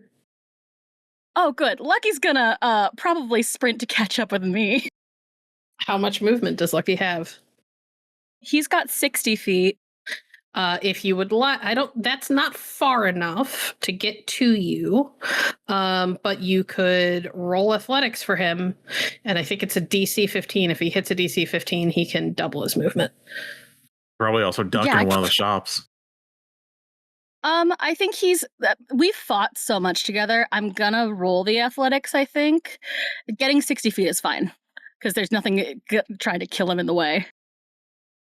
Except the big fuck off wolf, but yes. Except for the big fuck off wolf, yes. Okay, so 19. he can double it, so he can move up to 120. All right, Lucky joins me. All right. I don't think there's anything else he can do because he's not in range of anything. Oh yeah, he can't even get close enough to the boys. Oliver. Yes. You are not where you were. Yeah, I got it. Airlifted by Andre. I can still see Garm from here, right? You can, kinda. Okay. Actually, that's enough. There is technically a wall between you and him. I will allow you to make a perception check. Well, your favorite. My favorite. I could also just move like 2 steps down, but we'll see. You could. That's an 8.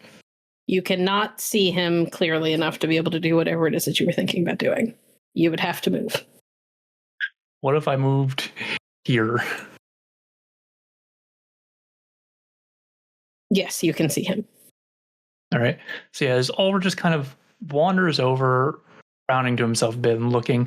When we were exchanging information earlier about the mythology behind Garm, it was mentioned that like one day he would break from his bindings and run amok on the world, right? Yes. I think Oliver is wondering to himself, how is he here? And I would like to activate Brayon's eye, look at Garm and be able and just see if I can tell, is this actually Garm? Tell me how the mechanics for that work.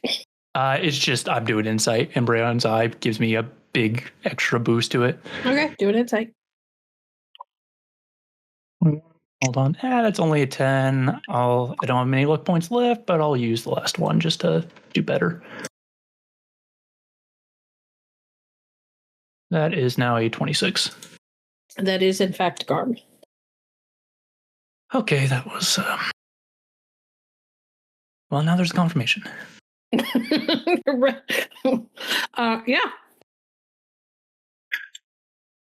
That's my go. Okay. It is Garm's turn.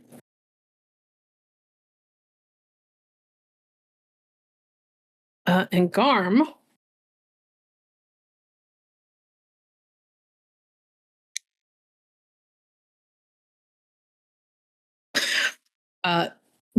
Literally runs on air. Oh, hi, Garm. Literally runs on air to close the distance with Oliver. Oh.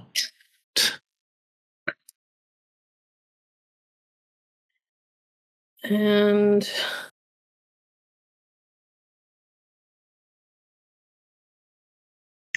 Does Lucky have a luck point that like he gets from just existing? no.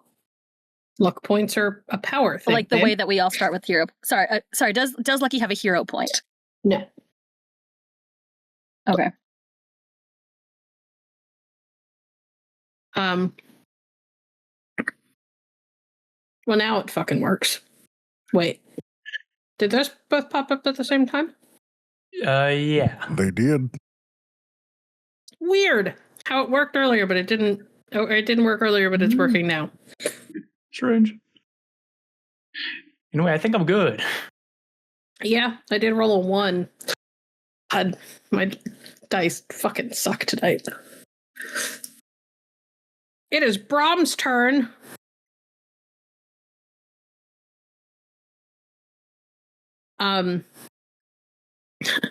Brahm's not thrilled to dive down into this place and see his companion about to get munched down on by a big fuck off wolf.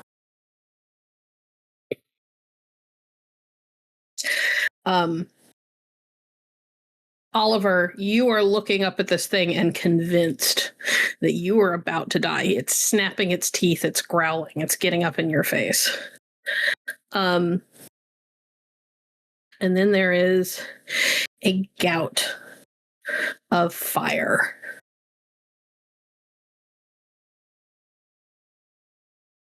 That hits it. Oh, that is a burst. Never mind, he wouldn't do that. I thought it was a fucking cone. We'll just go with a bite then. He appears as oh fuck. Whoa! Whoa! My son! Dragon. He appears out of nowhere and sinks his teeth into Garm's neck. And I don't think that increased the DC automatically, so Garm now has to make a DC 26 toughness check. Indubitably. And fails by 6. So Garm is bruised and dazed. Yes. You hear this roar that you've never heard come out of Brahm, and he just appears out of nowhere and like drives into the side of Garm's neck and proceeds to bite into his throat. Garm doesn't look hugely hurt, but he's definitely taken a little off guard by the fact that a fucking dragon just came out of nowhere. All right, Clint. Yeah, it's about that time. My right. darling, So, my love, yeah. what are you doing? I'm going to move into position real quick and take advantage of having that takedown 2 still for this turn. Mm-hmm. I'm going to run down here. Eeny, meeny, miny, mo. I got 3 spots. I got 4. I got 4 targets, I think. Okay. So we're going to start with the little guys. Oh, holy shit. There's lots of them. 1 here. Okay.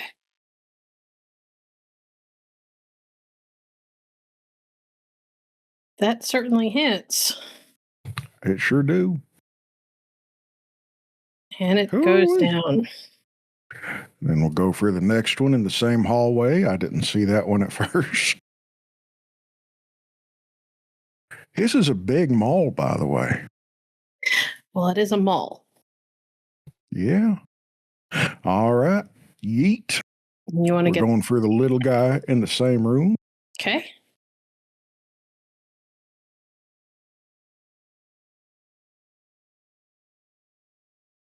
All right. That one makes it. No, not fair. Okay. Understandable, really. Let's see. Anything else I can do? I've moved. I've done my attacks. I think that's it. I think that's it. At most, Clint's just going to call for Ian to make sure he's doing okay. And then we're good. Ian is fine. Ian is around. If you want Ian to do something, you're going to have to say. And because he's not technically his own thing, it's probably going to take your action. Yeah, I mean, can Ian just provide Crover sight? Sure, he could be outside flying around, making sure that nobody's coming with backup. Exactly. He's got that good memory. He can tell me if something happens while we're fighting. All right. It is the mature Fenrir's turn.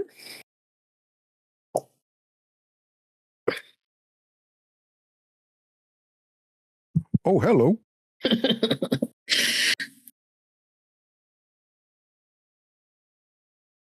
And I roll a 1.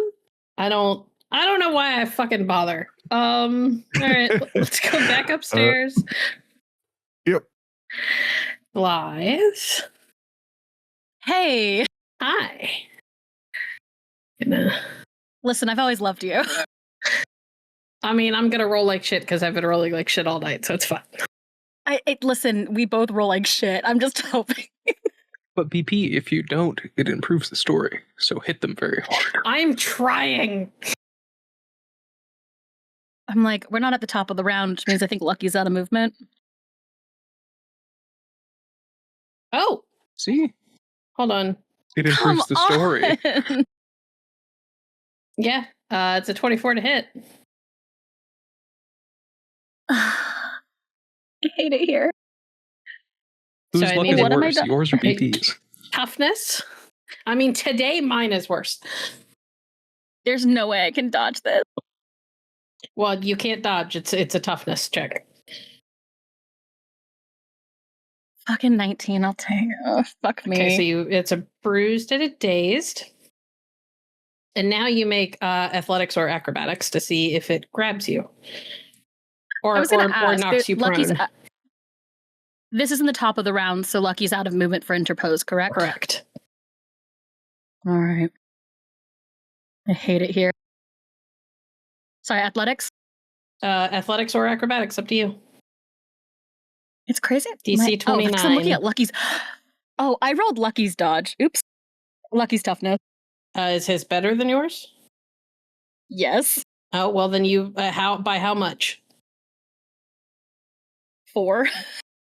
Oh, okay. Yeah, no, that's not good. That's staggered. That's not good. You're bruised and staggered. I know. All right, now your Hold on, athletics or acrobatics. It's 3 injuries? 2 injuries. You only get 1 from that, babe. Listen, there are a lot of conditions that we take in this. There is. Now you need to make your athletics or acrobatics roll against a DC 29. Fuck me. You are prone. Man, I knew the glass part of the glass cannon was going to take. Andre, are you out of movement? No, I think I have some left. Never mind. It's fine. None of y'all have interpose. Correct. Clint does, but I'm real far away. Oh, God, fuck me. All right.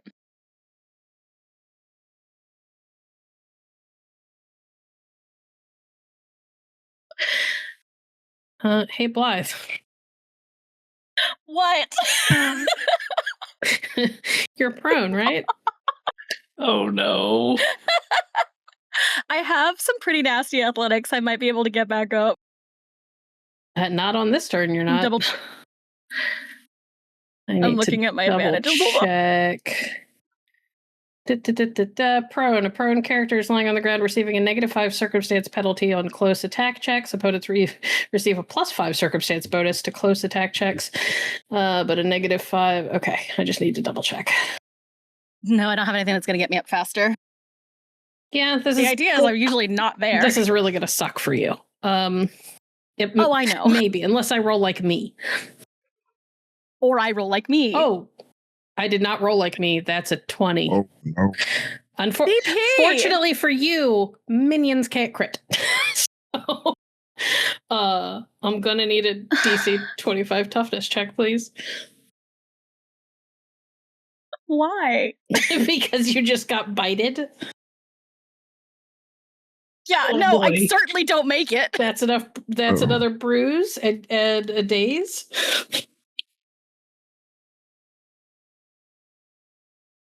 I don't think that there are any more matures on this floor, so okay. Now for the babies. Now for the wee babies who have seen you bebopping around and recognize that if anybody is a problem for what they're trying to do, it is the person who can maneuver like that.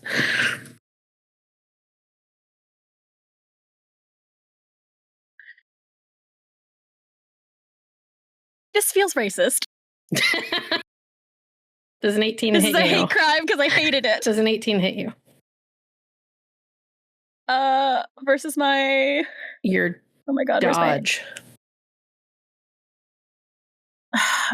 Defense dodge DC is 23. Okay. Well, the second one hits you. So I needed God fucking damn a it. toughness check. You're 24. fine. You are Hey, okay. you did it. Jesus. You're okay. I'm certainly not. Hold on, don't lie to me. I mean, it could have been worse. And this one is going to go after Andre because it can't get to you. That makes sense. Make sure that I remove the +5. 21 to hit? Miss. Oh, damn. What's your dodge? 26. DC or total roll? DC. DC is 26. The fuck is your...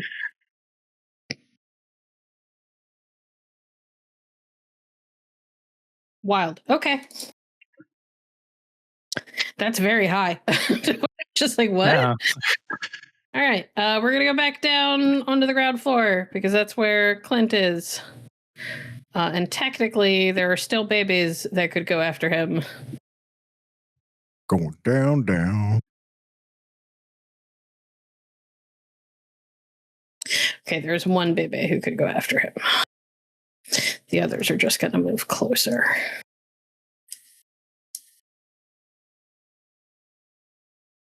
Yeah, the closer they get, the makes it a lot easier for me to hit them with my stick, so that works out. Yeah, well, it also makes it a lot easier for them to chomp down on you, my guy. Well, they wouldn't do that. They love me. I'm a friendly feller.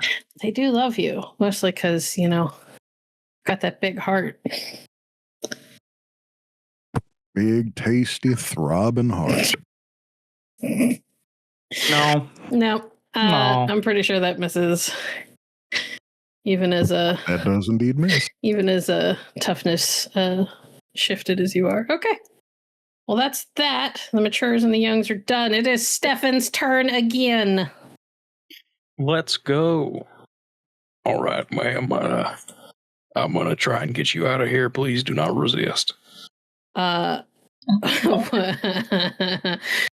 gonna have to make a roll, my guy. Oh boy. Looking at the basic sheet, so I I am can see. friendly and not scary. Yeah, you are so you not at have all scary with your split serpent tongue thing, and you're covered in tattoos. Make me a persuasion. You do not get your pretty dice on this. 21. She looks even more terrified. Ma'am, I'm with the fire department. You can see her like scrambling for the door, trying to get past you.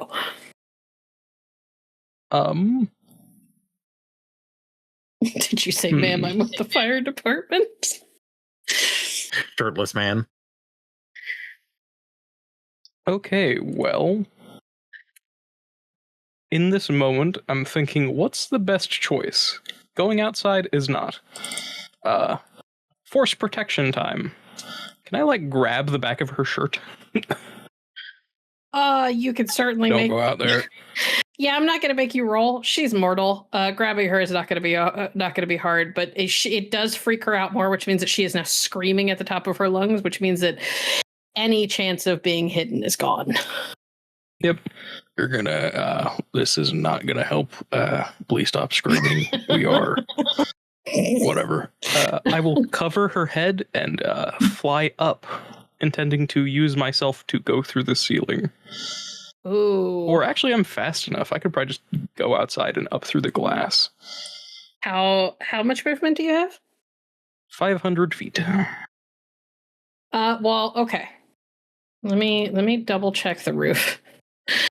Yeah, there is in fact glass directly above you. Well, not directly above you, but above this part here. Alrighty, I will do that then. Okay. I'm not going to make you roll strength for this. However, I am going to... Do you have interpose? Yes. Okay. I am going to make you roll toughness to see if you take damage from this. 26. Okay. You do not take damage. You are okay. How far are you trying to go? Are you just trying to straight up leave the mall, period? Or are you just trying to get to the roof? What are you doing? I am putting her on the roof where there is no one and no wolves. Currently. Okay. Currently, yes. You should be on the roof now. Move these. And I will yell back down to the gang. I got her on the roof. We can dip. Huh? You can drag yourself onto the thing. I'm not going to put her token on there. It would take me too long. Alrighty. And that's your turn. It is Blythe's turn. Can I teleport from prone? Yeah. There's no reason why you can't.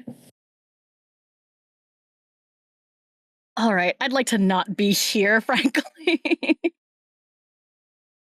I can see Steffan. He's got...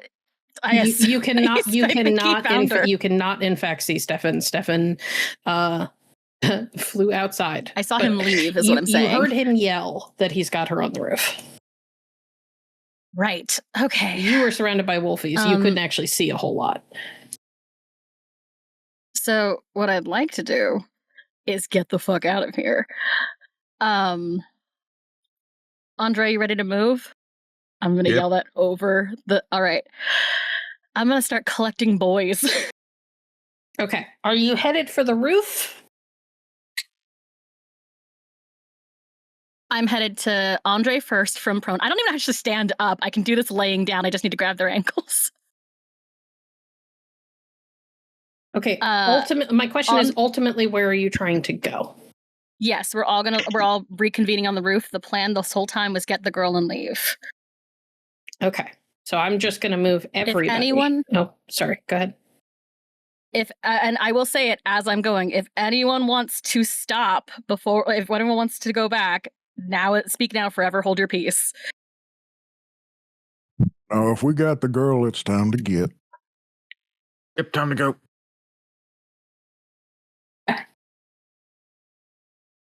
So yeah, I'm gonna grab everyone and the wolf carcass just for a trophy later. I'll say you could take the wolf carcass to the roof. You're going to have a hard time leaving with it because you're already pretty close to capacity on your long range teleport for that's true. Wait. Oh, I'm staggered and dazed. What does that do to my movement? It just says you're not allowed to move and take an action. You have to choose one or the other. Well, it just means is touching you guys part. I don't know if that counts. Well, for me, it was you having to stand up. I didn't know if you standing up counted or not. Do it laying down. She's literally said that she was going to lay down. Okay, then Do you have any more hero points? You were lucky. Lucky, you said doesn't get hero points. I have one. What I would do is I would play my hero point to clear staggered, and then do All this. Because then you have your full turn. Done. Well, she would still be All right, dazed, done. but I also have a hero point, which I can give to you. Okay. I'm done. Yeah. Can I have that? Yep. All right. So everybody is back on the roof. I'm still at 2 injuries.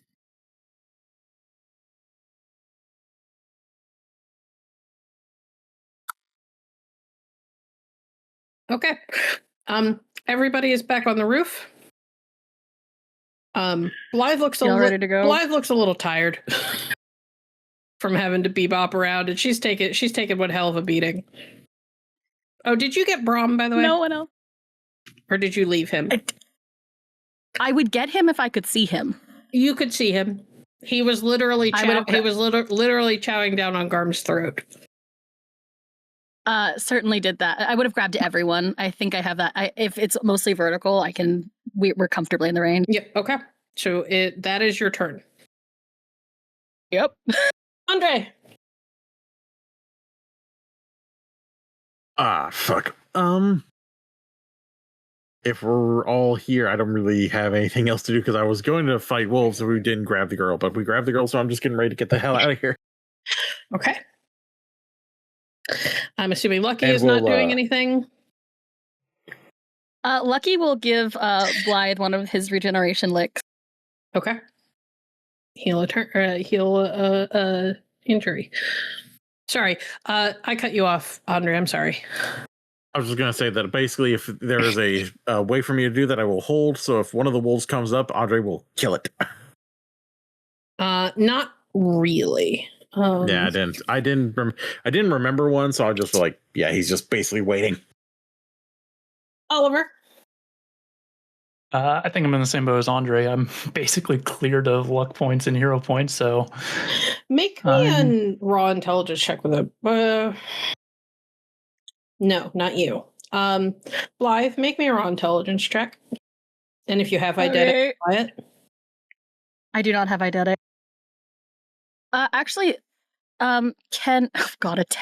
Can Lucky give instead of regeneration for me? I would. Can Lucky have given go to give Oliver pets? I didn't get hurt. Yeah, that's true.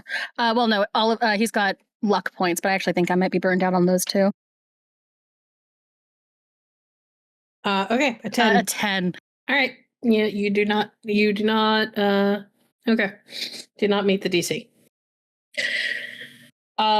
You all hear the loudest, most like soul-shaking howl from inside the building. And then the skylight over here explodes as Garm flies, literally running on air, out onto the roof.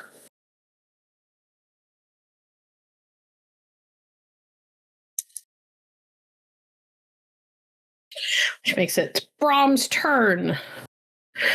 Now Brahm can use his fire thing.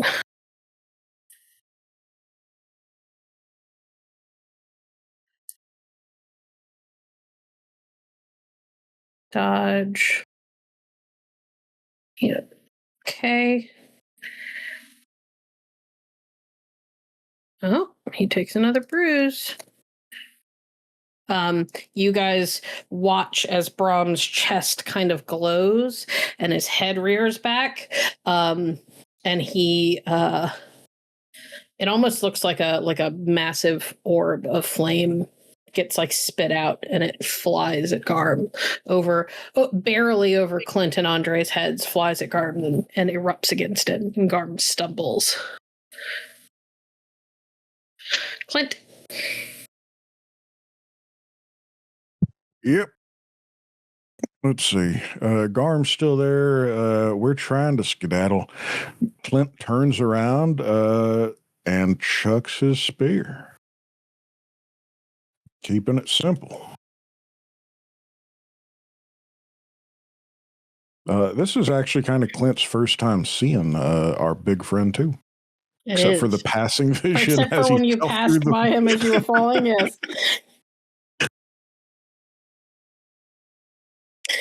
That hits him. Hey, my. Oh, But he tanks it. All right, that makes sense. I'm just gonna. His jaw's kind of snapped down on it, and for a second you're a little worried that it'll break. But you remember it's your relic, and you were able to recall it, and his jaw kind of snapped shut on nothing. It's slimy though. All right, it is. I'm used to it being slimy. No change there. Got my toothpick back. I'm a skedaddle. I'm gonna keep a little closer to my friends in case I need to get between them and Garm. Okay. The mature and young Fenrir are trying to get to the roof, but they can't fucking fly. Blythe, it is your turn. Steffan is technically before me still.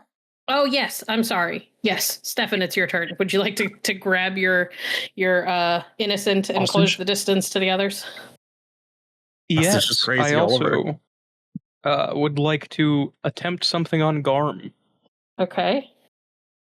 I would like to attempt to daze him as per my advantage.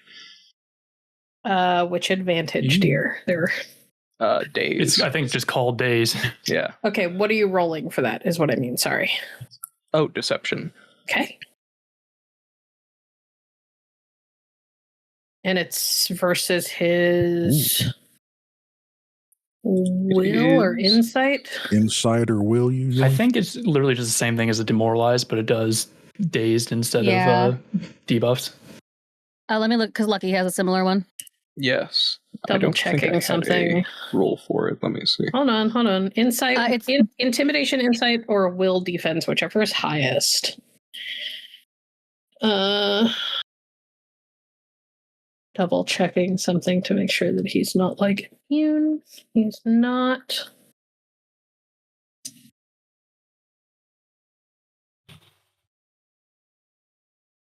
Well, his intimidation's very high, so yeah, he's fine.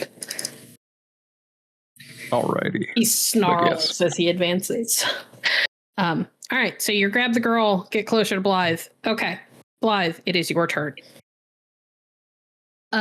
Yeah, tell your half-rotted bitch friend that I am far more competent than she is, and I'm gonna give Garm the middle finger and take everyone out and get everyone home. Okay. Back to the van. I need you to roll a D20 plus however many ranks you have in that particular movement ability. He's gonna negate. No. Let's see here. Sorry, I'm looking. I have so many versions of this teleport. You do. It's teleport 6. Hell yeah. All right. So it's just a D20. D20 plus 6.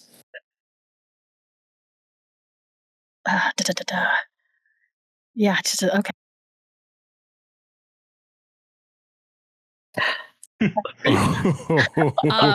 So here's what happens. Here is what happens. You grab the hands of the people closest to you while everybody else creates this like circle, or it looks like a trust circle. And you're like, I got this. We're fine. We're gonna get out of here. It's great.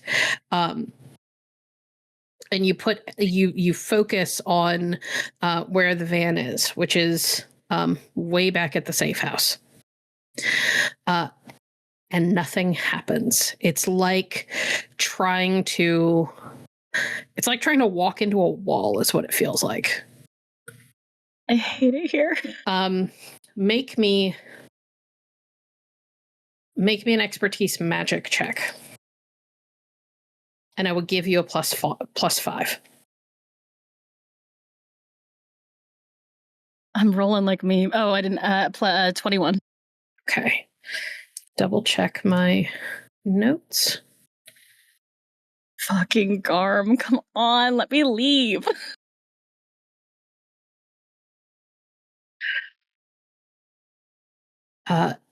don't think Blythe has stood up. She's doing this from laying down.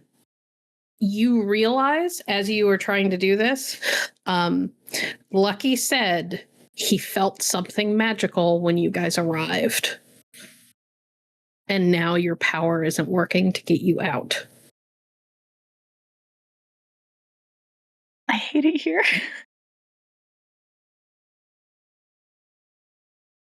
Talking is a free Oliver, action. something If magic. you, talking is a free action if you would like to talk to your friends while Garm is advancing. Hey, quick change of plans. Oliver, there's some real shitty magic happening that's not letting us leave. Great. Wonderful. Listen, I was doing real well for a while here. Okay. Andre? Actually, no.